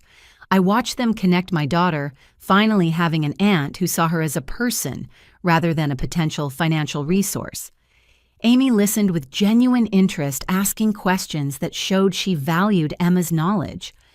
After Emma's bedtime, Amy and I settled in the living room with tea and 7 years of catching up to finish. She told me about her work in financial compliance, how she'd specialized in identifying family financial abuse patterns after watching ours unfold. "I've consulted on over 200 cases," she explained. "The patterns are remarkably consistent. There's always one provider, usually female, who's simultaneously depended upon and diminished. The family creates elaborate fictions to justify the exploitation." "Did you ever try to warn me earlier?" I asked, curious rather than accusatory. Amy's face clouded. "I wrote so many draft emails, but I knew they'd turn it into evidence of jealousy or interference. They'd already started painting me as the bitter sister who abandoned family. Coming back would have given them another target without protecting you." She was right. My family would have weaponized any intervention, using it to further isolate me. Amy's strategic distance had preserved her credibility for when it mattered most. "Let me show you something else," Amy said, pulling out a different tablet. "This is encrypted, completely separate from the other documentation. It contains correspondence between Martha and me over the years." The emails revealed an extraordinary partnership. Martha, fully lucid, had reached out to Amy when she first noticed Dorothy's theft. Together, they'd built a careful strategy for exposing the truth while protecting evidence. Martha had even transferred some assets to Swiss accounts under Amy's guidance, keeping them safe from Dorothy's reach. "She knew 5 years ago," I asked, stunned by the timeline. "She wanted to move sooner, but I convinced her to wait," Amy admitted. "We needed irrefutable evidence. More importantly, we needed you to be ready. If we'd exposed everything while you were still enabling them, you might have continued out of guilt." The calculation felt cold but necessary. They'd waited until I reached my breaking point, naturally ensuring the revelation would lead to freedom rather than deeper entanglement. "There's more," Amy continued, her voice gentle. "Martha's been funding something else through me, a private investigation into the entire family's finances. We have evidence of tax fraud going back a decade, disability fraud from Uncle Marcus, and 3 other family members taking COVID relief funds illegally. The scope of criminality throughout the family exceeded even my cynical expectations. They hadn't just exploited me, they'd defrauded systems designed to help the truly needy. My money had enabled them to avoid consequences while compounding their crimes." "What do we do with it?" I asked. "That's your choice," Amy replied. "Martha wanted options ready if you needed leverage. But if you prefer to let legal systems handle what's already exposed, we can seal these files. Your peace matters more than their complete punishment." I thought about the weight of carrying anger versus the freedom of release. Dr. Reeves and I had worked extensively on choosing peace over justified revenge. "Let the authorities handle what they know. I don't need to pursue more. Living well is the best response." Amy smiled. "I hoped you'd say that. Martha will be pleased. She worries about you carrying their poison forward." We talked until nearly dawn, filling gaps created by strategic separation. Amy told me about quiet moments of doubt in Switzerland, wondering if she'd made the right choice. I shared the grinding exhaustion of maintaining family fictions while building real success. We grieved the relationships that might have been with a healthier family dynamic. "I have a confession," Amy said as birds began singing outside. "I almost came back 3 years ago. When Nathan left, I bought a plane ticket. But I saw the family circling like vultures, using your divorce to reinforce their narrative, and I knew my presence would complicate rather than help." "You helped more from afar," I assured her. "Knowing someone was documenting truth, even if I didn't know it, then means everything now." Amy had scheduled 2 weeks for her visit, but over breakfast, she made an announcement. "I've been offered a position here in Boston, International Compliance Director for a major firm. I was waiting to see if there was anything here worth returning for." Emma, eating pancakes shaped like butterflies, perked up. "You could come to my recitals and help with the butterfly garden we're planning." "Compelling arguments," Amy said solemnly. "What do you think beneath a room in your life for a prodigal sister?" The answer came easily. The family we'd lost had been replaced by something smaller, but infinitely more valuable. Amy's return wouldn't recreate the past, but build a different future. One where success was celebrated boundaries, respected, and love came without price tags. That afternoon, Amy accompanied me to Martha's house. The reunion between conspirators was touching Martha's eyes bright with satisfaction, Amy's respect evident in every gesture. They'd partnered across continents and years to protect me. Two women understanding what the rest of the family couldn't, that real love means wanting someone's freedom, not their subjugation.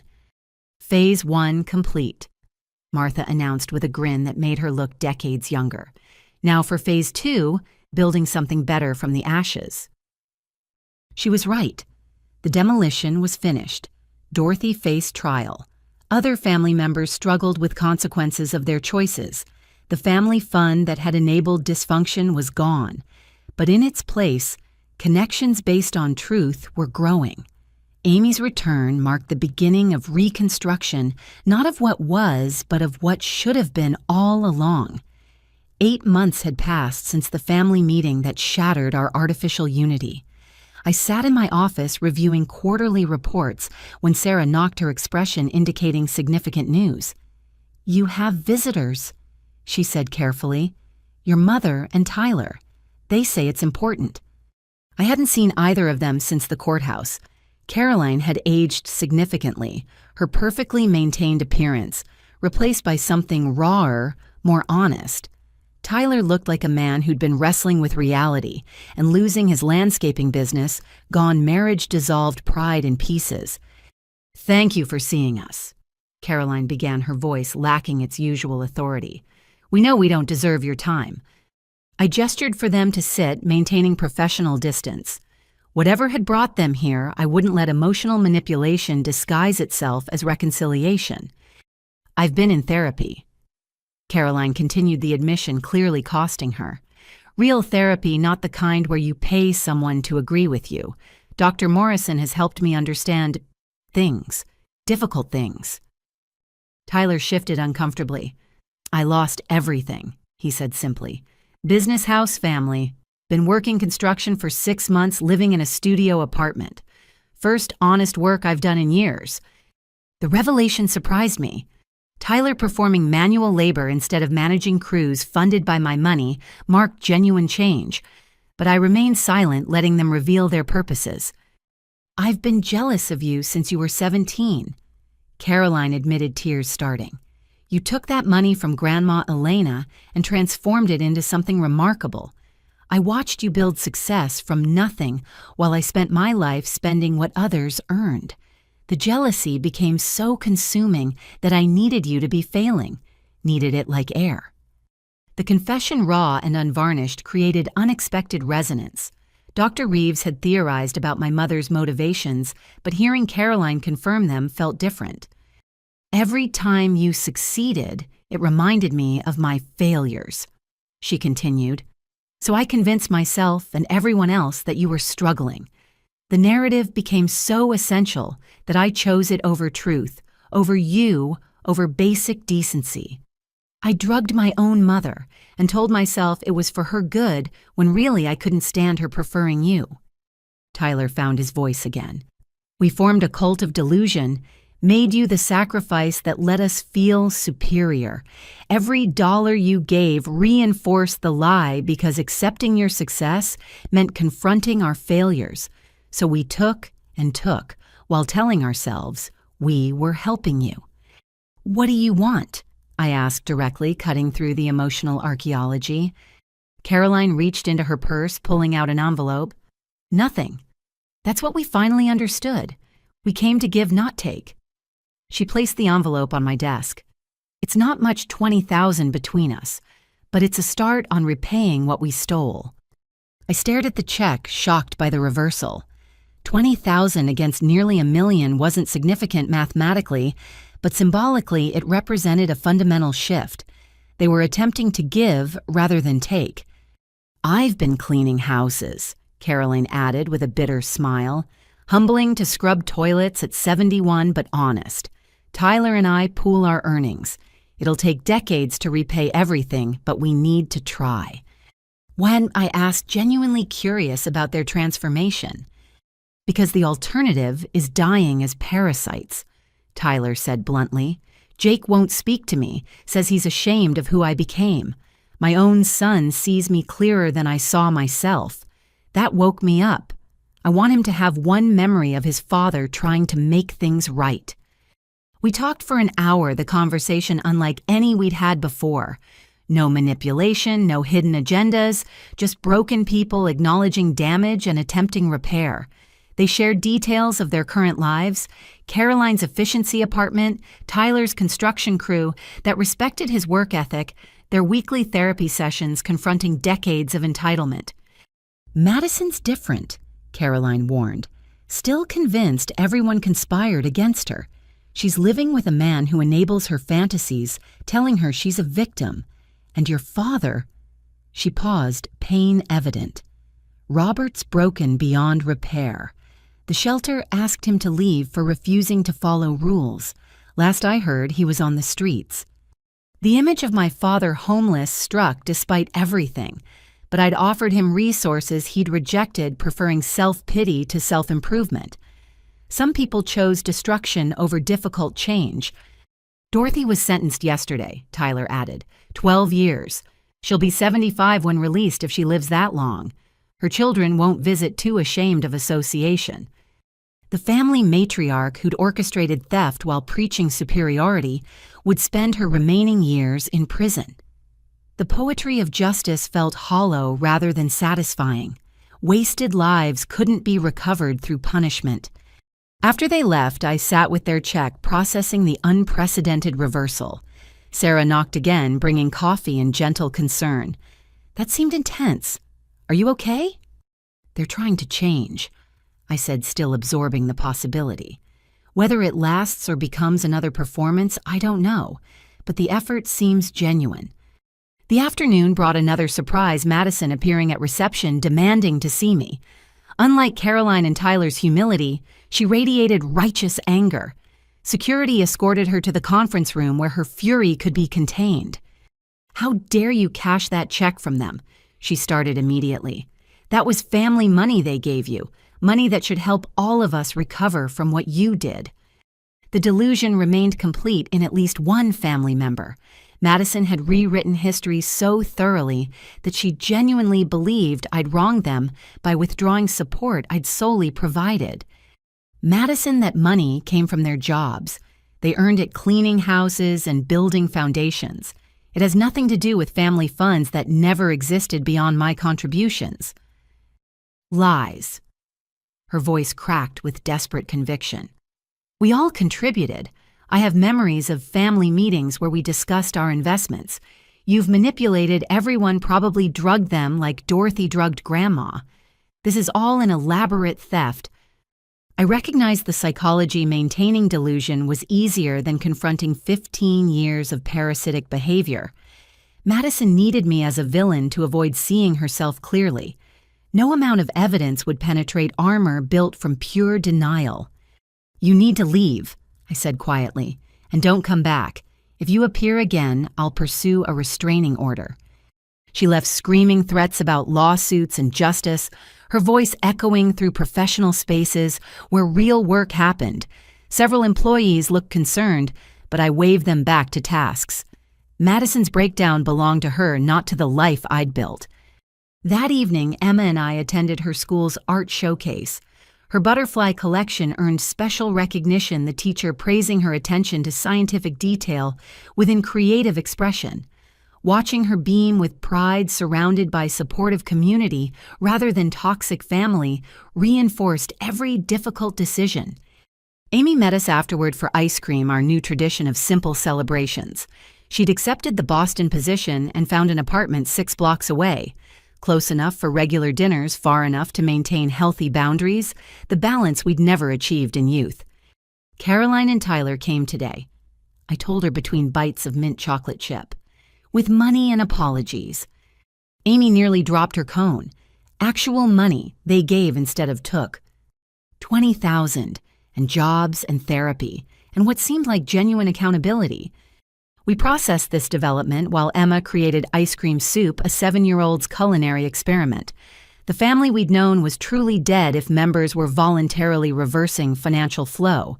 Whether redemption was possible remained uncertain, but the attempt marked profound change. "What will you do with it?"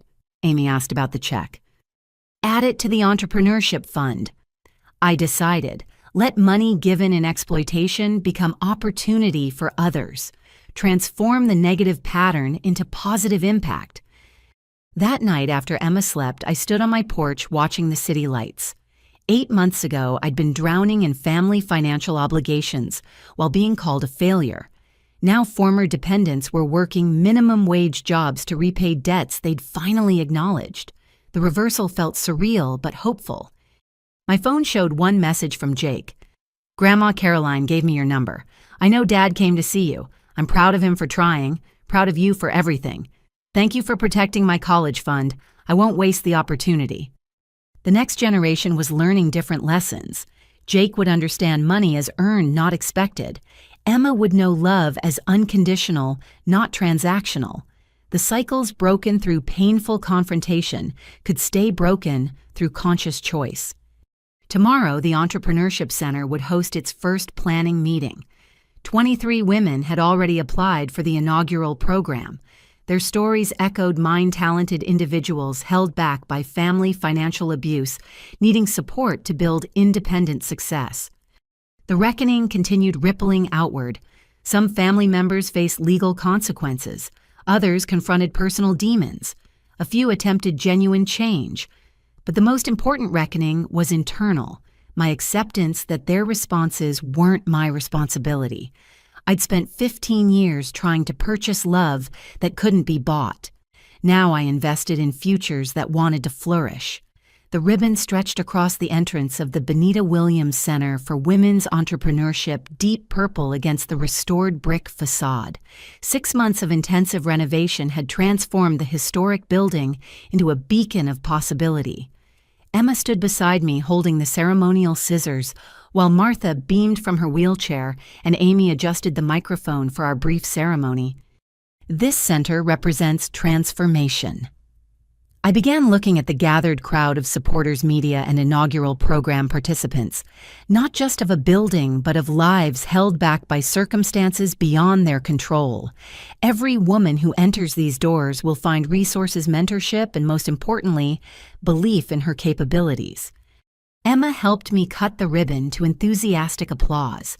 The center's first cohort, 25 women from diverse backgrounds, waited inside for orientation.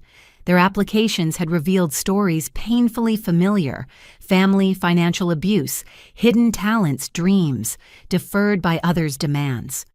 Sarah had transitioned from my assistant to the center's program director, her organizational skills perfect for building something new.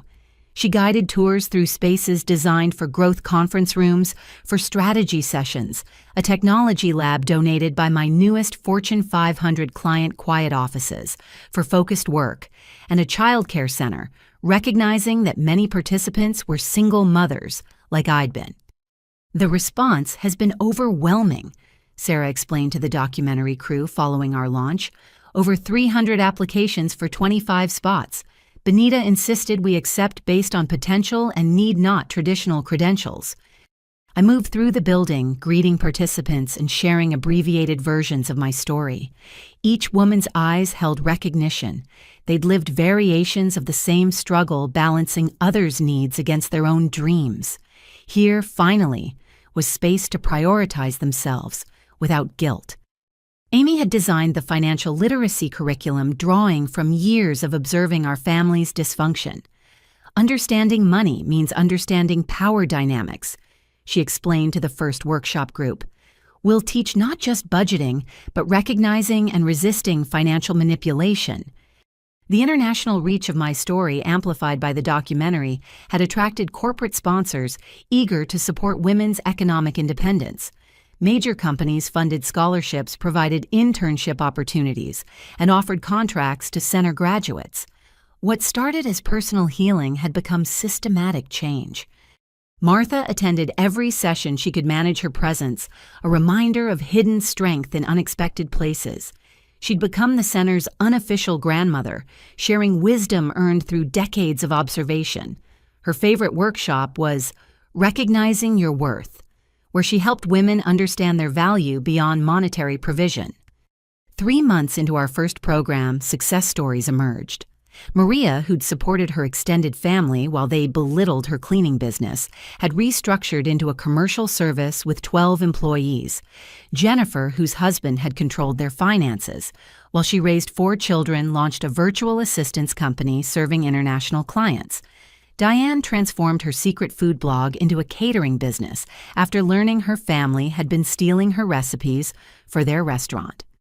The Hollywood documentary's success had led to a book deal. I spent evenings writing transforming pain into guidance for others trapped in similar situations. The advance went entirely to the center funding expansion into a second location. My business ascent strategies had evolved too. We specialize now in companies wanting to support women's advancement consulting on everything from family-friendly policies to recognizing signs of employee financial abuse. The very story my family had forced me to hide became my professional strength. Emma thrived in her new environment. Her confidence bloomed without toxic voices suggesting limitations. She'd started teaching art to younger children at the community center, discovering joy in sharing knowledge. When asked about her future dreams, she answered simply, "Help people see beauty they create." The family members attempting redemption had maintained their efforts. Caroline cleaned houses with surprising efficiency, her perfectionism finally serving a useful purpose. She'd sent another check last month, small but consistent. Tyler's construction work had earned his crew's respect. He'd been promoted to shift supervisor, the first advancement earned through merit rather than manipulation. Their presence in my life remained minimal but meaningful. Monthly letters updating their progress, occasional deposits toward their self-imposed debt holiday cards, acknowledging distance while expressing hope. They understood proximity was no longer possible, but integrity could be rebuilt slowly. Others hadn't fared as well. Madison continued her delusions, now supplemented by a blog claiming she'd been victimized by family conspiracy. Her few readers seemed to be other individuals refusing accountability for their choices. Robert had disappeared entirely after leaving the shelter, too proud or broken to accept help. Dorothy served her sentence in minimum security teaching literacy to fellow inmates, perhaps finding redemption through service or simply passing time. The Entrepreneurship Center's success attracted national attention. Similar programs contacted us for replication guidance. Amy developed a framework that could be adapted to different communities while maintaining core principles: economic education, emotional support, practical resources, and celebration of success without shame. One evening, while reviewing applications for our third cohort, I found a familiar name: Sandra Patterson, Dorothy's daughter, my cousin. Her essay detailed watching her mother's crimes destroy their family, her determination to build something honest from the wreckage. She'd been working 2 jobs while attending community college, saving to start a tutoring service for struggling students. I called Amy over to review the application. We'd established policies about family involvement, but Sandra hadn't benefited from the family fund. She'd been a child during peak exploitation, years guilty only of believing her mother's lies until evidence proved otherwise. She qualifies on merit, Amy concluded after careful review. High scores on assessment, clear business plan, strong recommendations. The question is whether you're comfortable with family participation. The center existed to break cycles. Punishing Sandra for Dorothy's crimes would perpetuate the dysfunction we sought to end. After discussion with our advisory board, we accepted her application with full transparency about our connection. Sandra thrived in the program, her business plan evolving through mentorship and peer support. Watching her present at our demo day, confident and capable, reinforced that corruption wasn't genetic. Given different circumstances and choices, any family member could have chosen integrity. The book release coincided with our first anniversary celebration. From Fun to Freedom-Breaking Financial Abuse in Families debuted at number 3 on nonfiction bestseller lists. Revenue-funded scholarships for women unable to afford even minimal program fees. Speaking engagements followed, though I selected carefully. Universities wanting to understand family financial dynamics. Corporate conferences exploring women's economic empowerment. Legislative hearings on elder financial abuse. Each platform expanded awareness, helping others recognize patterns before they consume decades. Emma accompanied me to appropriate events, her poise remarkable for 8 years old. She'd internalized lessons about money and relationships that took me 40 years to learn. When asked about her mother's work, she answered simply, "She helps people become themselves." 1 year after cutting the ribbon, the center had graduated 75 women. Their businesses employed over 200 people, generating millions in economic activity. But statistics only told surface truth. Deeper impact showed in confidence rebuilt children, seeing mothers' valued cycles broken through conscious choice. Martha's health had declined gradually, though her spirit remained fierce. On her 90th birthday, celebrated at the center, surrounded by women she'd inspired, she pulled me aside. "I won't see the full fruition," she said peacefully, "but knowing it will continue brings more satisfaction than hoarding wealth ever could. You transformed exploitation into empowerment. That's legacy worth leaving." She passed peacefully 2 weeks later, her funeral attended by hundreds, whose lives she'd touched directly or indirectly. The family members who drugged and robbed her stayed away, their shame or legal restrictions preventing attendance. But the chosen family she'd recognized and supported filled every pew, honoring a woman who'd played the longest game for the highest stakes, truth and justice. Her will already executed left everything as promised to Emma and me. But more valuable than money was the model she'd provided, watching silently until action mattered, choosing integrity over easy compliance, supporting those who showed genuine love rather than calculated affection. The Entrepreneurship Center commissioned a portrait of Martha for our main conference room. Her knowing eyes would watch over generations of women, learning their worth, building their dreams, refusing exploitation disguised as family obligation. The family fund that had drained me for 15 years had transformed into something sustaining thousands. The legacy wasn't money, but the awakening it enabled. Women who'd been taught they were worth only what they provided learned they were valuable simply for existing. The center stood as proof that patterns could be broken, abuse could be transformed into empowerment, and the best response to being drained was becoming a source for others ready to rise. Emma's 8th birthday approached with the excitement only childhood could generate. She'd been planning her party for weeks, carefully curating the guest list with diplomatic skill. "We need the butterflies here and the rainbow streamers there," she directed, transforming our backyard into her vision of celebration. The morning of her birthday, I found her at the kitchen table creating place cards with meticulous care. Each name written in different colored markers, decorated with tiny drawings that reflected her relationship with that person. Amy's card featured musical notes from their weekly piano lessons together. Martha's card, though she'd passed 6 months ago, sat at what Emma called the memory spot, a place setting, honoring those who couldn't attend but remained present in spirit. "Should I make one for Grandma Caroline?" Emma asked, her tone carefully neutral. We'd been navigating the complexities of limited family contact with help from her therapist, Dr. Chen. "What does your heart tell you?" I asked, sitting beside her. Emma considered seriously. "She sends nice letters now, and she's trying to be better. Maybe a small card." We worked together on a simple place card for Caroline, who'd been invited for a brief afternoon visit, the first in-person contact in over a year. The boundaries remained firm, but Emma deserved the chance to know family members who demonstrated genuine change. Sarah arrived early with the cake she'd insisted on baking, a 3-tier butterfly creation that belonged in a magazine. "The center can survive 1 day without me," she laughed, adding final touches to the frosting. The center had grown to 15 full-time staff serving over 200 women annually. Amy pulled up with her partner Marcus, whom she'd met at a financial compliance conference. He understood complicated family dynamics, having escaped his own toxic system. Their relationship, built on mutual respect and independence, showed Amy had learned to love without losing herself. The party filled with chosen family, Emma's friends from school, their parents who'd become our community colleagues, who'd transcended professional boundaries. Nathan arrived with his girlfriend Lisa, their relationship healthy because he'd done the work to understand his patterns. Co-parenting had become genuinely cooperative, both of us prioritizing Emma over old wounds. Quite different from birthdays past. Amy observed, watching children chase bubbles across the lawn. Remember our childhood parties? The tension, the performance, everyone calculating who gave the best gift?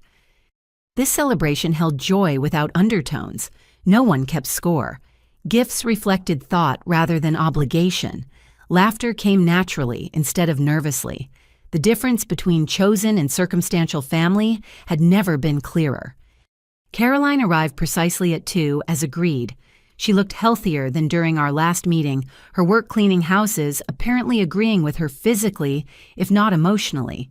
She carried a small, wrapped gift and larger burden of uncertainty. "Thank you for allowing this," she said quietly.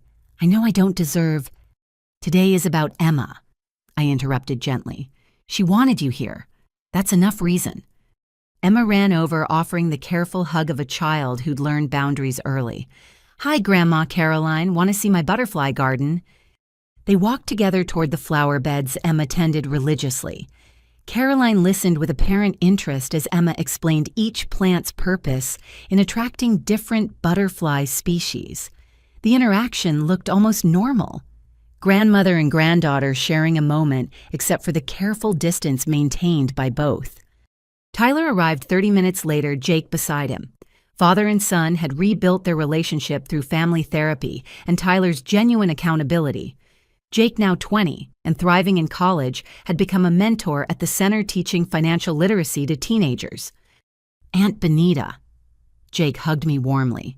"Thanks for including us. Emma's lucky to have you." "She's lucky to have cousins who've chosen growth," I replied, meaning it. The next generation didn't need to carry their parents' failures. The afternoon unfolded with surprising ease. Caroline and Tyler participated without dominating their hard-won humility, allowing space for others. When Emma opened presents they'd given thoughtfully, art supplies, chosen with knowledge of her interests, rather than assumptions about what she should want. Dr. Patricia Reeves attended, having become a friend beyond our therapeutic relationship. She observed the dynamics with professional interest and personal investment. "You've built something beautiful here," she told me during a quiet moment. "Real family formed by choice and nurtured through respect." As cake time approached, Emma stood on a chair, commanding attention with inherited confidence. "I want to make a speech," she announced, her voice clear, despite missing front teeth. "Thank you for coming to my party," she began formally.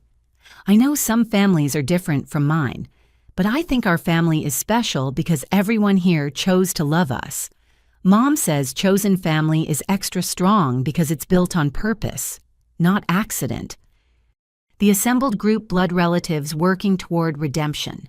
Chosen family who'd proven themselves professionals, who'd become personal, listened to an 8-year-old articulate what I'd taken decades to learn.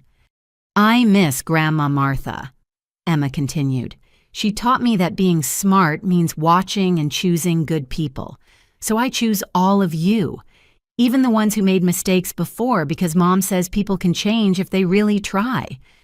Caroline wiped tears as Emma concluded her speech. Tyler stared at his work-roughened hands.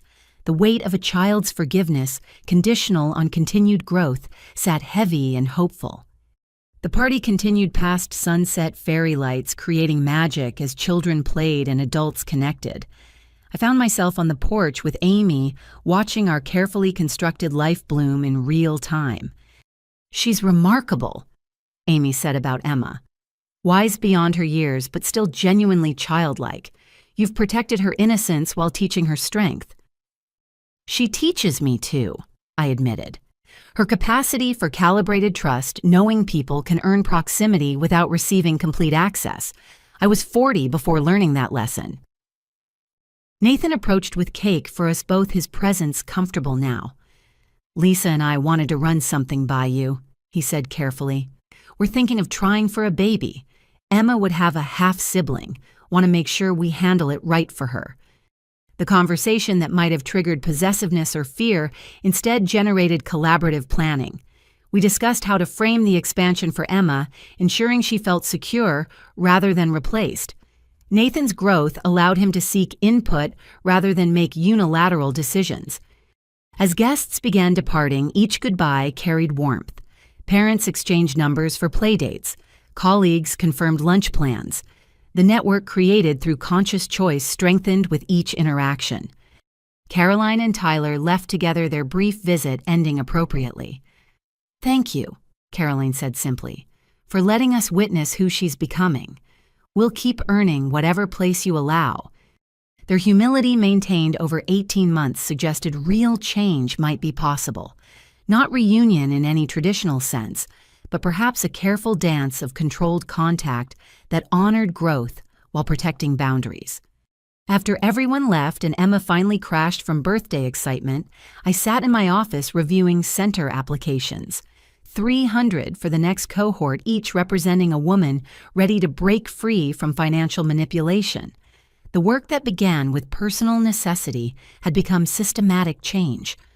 Amy knocked before entering with tea and leftovers. "Full circle moment," she observed. A year ago, Emma's birthday would have been about managing family drama. Now it's purely about celebrating her. She was right. The transformation from obligation to choice, from manipulation to respect, from hidden success to open celebration marked a complete revolution. The family fund that once drained possibility had become fertile ground for hundreds of women's dreams. My phone showed a message from Sandra Dorothy's daughter, who'd graduated from our program. Her tutoring business had expanded to 3 locations. She'd sent a photo of her newest space with a note, "None of this would exist without second chances. Thank you for seeing past my mother's crimes to my potential." The ripples continued expanding. Each woman who found freedom through the center created opportunities for others. Children grew up seeing mothers valued for their brilliance rather than their service. Partners learned relationships could be mutual rather than extractive. Emma appeared in the doorway, rubbing sleepy eyes. "Best birthday ever," she mumbled, crawling into my lap despite being almost too big. "Love you, Mom." "Love you too, Butterfly," I whispered, holding her close. The journey from that first group message, the declaration that I should step away, had led here through pain, revelation, and reconstruction. They'd meant to diminish me, but instead freed me to build something magnificent. The family fund was gone, but in its place stood proof that cycles could be broken. Worth wasn't determined by others' opinions, and the best revenge against those who'd tried to make you small was becoming exactly who you were meant to be. Emma drifted back to sleep in my arms, surrounded by evidence of chosen family's love. Tomorrow would bring new challenges at the center, continued navigation of family boundaries, and ongoing growth. But tonight, in the quiet aftermath of celebration, the full circle felt complete. The little girl who'd once believed she had to buy love with money had become a woman, teaching others they were valuable simply for existing. And the daughter in my arms would never question her worth, knowing from her first breath that love was freely given, not earned through service. The transformation was complete, the legacy secured, the future bright with possibility born from the ashes of exploitation, transformed into empowerment. The morning sun streamed through my office windows as I closed the laptop, having just finalized the last documentation, dissolving the family fund completely. Every account closed, every automatic payment terminated, every legal connection severed. What had once felt like cutting lifelines now felt like removing shackles. The past 2 years since that pivotal group message had transformed everything. I looked around my office at Ascent Strategies walls lined with photos from the entrepreneurship centers, graduations thank you letters from women who'd built businesses, and Emma's latest butterfly paintings. This was wealth impact connection and the freedom to choose who deserved my energy. Caroline's letter arrived with the morning mail, her monthly check enclosed as always. 2 years of consistent payments had totaled $48,000, still a fraction of what they'd taken, but representing genuine effort. Her note was brief. Cleaned the Hartley mansion yesterday. Remembered cleaning your apartment when you were 23, criticizing how you lived while you paid my credit cards. The shame helps me work harder. Thank you for that gift. I filed the check with the others, all designated for the center's scholarship fund. The money meant less than the accountability it represented. Caroline at 73 had discovered what honest work felt like. The transformation came too late for our relationship, but hopefully in time for her soul. A knock interrupted my reflection. Sarah entered with the week's media requests: 3 podcasts, 2 university speaking engagements, and a congressional hearing on elder financial abuse. The story that my family had desperately wanted hidden had become a beacon for others trapped in similar dynamics. Also, Sarah added with a smile, Emma's teacher called. She won the district science fair with her butterfly migration project. The ceremony is Thursday afternoon. Pride swelled at my daughter's achievement. Emma had inherited intelligence and drive, but channeled them through joy rather than obligation. Her success came from genuine curiosity, not desperate need for approval. The center had its own victories to celebrate. Our 3rd location opened next month in Chicago, funded entirely by graduate businesses giving back. The woman who'd cleaned offices to afford community college now employed over 300 people across her commercial cleaning empire. Another graduates' tech company had just secured Series A funding. Their successes rippled outward, each achievement creating opportunities for others. Amy arrived for our weekly lunch, her financial consulting firm now occupying the floor above mine. We'd learned to be close without being codependent supportive, without sacrificing independence. She brought news from the family grapevine she still occasionally accessed through strategic contacts. Dorothy's up for parole next year, she reported. Apparently, she's been teaching literacy and expressing remorse. Her children remain divided on whether it's genuine. What do you think? I asked, curious about Amy's perception. Prison changes people, but not always in the ways we hope. She might genuinely regret the crimes, or she might just regret getting caught. Either way, she'll emerge to find her world completely altered. No fortune to steal, no family to manipulate. The news stirred little emotion. Dorothy had become a cautionary tale rather than an active threat. Her 12-year sentence would end with her releasing into a reality where her power had evaporated along with the money she'd stolen. We discussed the upcoming center expansion, Amy's wedding plans, with Marcus and Emma's growing interest in marine biology. Normal conversations between sisters who'd learned to appreciate mundane peace after extraordinary chaos. The drama that had defined our family for decades had been replaced by quiet stability. That afternoon, I visited Martha's grave, a monthly ritual that provided reflection and gratitude.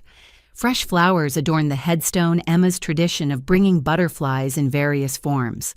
I sat on the bench we'd installed, updating Martha on developments she would have celebrated. The Harrison building downtown is for sale, I told her quietly. The one you always said would make a perfect community center. We have enough in reserves to purchase it, maybe create transitional housing for women leaving abusive situations. The cemetery's peace allowed for conversations I couldn't have elsewhere. Martha's spirit, whether real or imagined, provided guidance when decisions felt overwhelming. She'd played such a long game, seeing outcomes others couldn't imagine. Her legacy lived not in the millions she'd left, but in the wisdom she'd shared. Tyler appeared on the path unexpected but not unwelcome. He visited Martha's grave, weekly part of his ongoing amends. We nodded, acknowledgement sharing space without requiring interaction. His transformation over 2 years had been remarkable. Construction foreman, now respected by peers who knew nothing of his parasitic past. Jake graduates next month. he offered quietly. Summa cum laude finance degree. He's already got job offers, but he wants to work at the center first. Says he needs to give back before moving forward. He'll be welcome, I assured him. The next generation's commitment to breaking cycles provided hope that dysfunction wasn't destiny. We stood together briefly, two siblings separated by choices, but united in loss. Tyler had become what he should have always been, self-sufficient, humble, grateful for honest work. The brother who'd once demanded $48,000 annually now took pride in earning $48,000 through his own labor. That evening, Emma and I prepared dinner together in our kitchen, her chatter filling the space with lightness. She'd invited two friends for a sleepover, their parents grateful for the safe space we provided. Our home had become a haven for several children whose own families struggled with various challenges. "Mom, do you think people can totally change?" Emma asked while chopping vegetables with careful precision. "Like completely become different?" "What makes you ask?" I responded, curious about her 8-year-old philosophical moment. "Well, Grandma Caroline seems different now, and Uncle Tyler. But Madison..." She'd met my sister once at a neutral location. "Still seems angry, so maybe some people can change and others can't." "I think," I said slowly, "people can change if they really want to and work hard at it. But they have to admit they need changing first. Some people find that too scary." Emma nodded sagely. "Like butterflies. They have to go into the cocoon willing to dissolve before they can transform." Her metaphor, profound in its simplicity, captured what I'd witnessed. Family members who'd acknowledged their dissolution. Caroline, Tyler, even Jake had emerged transformed. Those clinging to old patterns remained trapped in shells of their own making. David arrived as the girls were setting up their movie night. We'd been dating for 6 months, introduced by a center graduate who thought we'd match well. A fellow entrepreneur who'd built his tech company from nothing, he understood success without needing to diminish it. Our relationship developed slowly, built on mutual respect rather than desperate need. "Brought dessert," he announced, producing a bakery box that made 3 8-year-olds squeal with delight. His easy integration into our life felt natural rather than forced. After the girls were engrossed in their film, David and I sat on the back deck watching fireflies dance in the garden. The peace felt earned rather than accidental, each quiet moment paid for with years of difficult choices. "The Times wants to do a feature on the center," he mentioned. "Focus on how personal trauma can fuel systemic change. They specifically want to interview you about transforming family financial abuse into entrepreneurial empowerment." "I'll think about it," I said, though I already knew I'd agree. Each media opportunity meant more women recognizing their situations weren't unique or unsolvable. My phone buzzed with a text from a number I didn't recognize. Opening it revealed a message from Robert, my first contact with my father in over a year. "Benita, I know I have no right to reach out. I'm in hospice cancer stage 4. Not asking for anything, just wanted you to know I finally understand what we took from you. Your mother was right to divorce me.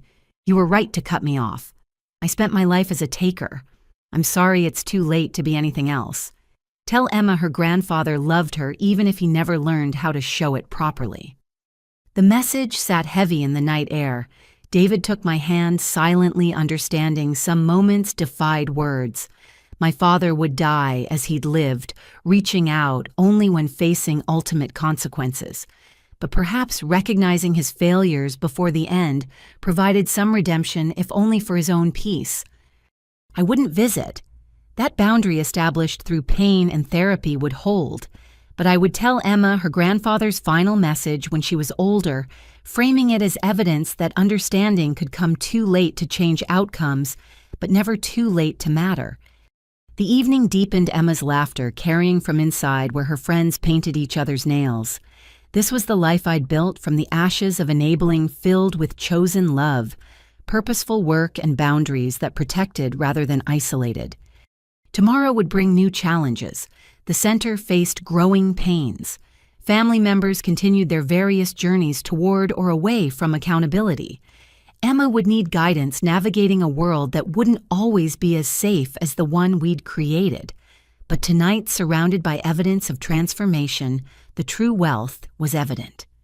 Standing in my office one final time before bed, I opened the safe containing the family fund's original documents, the leather journal from my 20s, filled with naive hope that loans would be repaid, bank statements showing years of one-way flow, the group message that started the avalanche, printed and laminated as a reminder. These papers, once sources of pain, had become archaeological evidence of a life transformed.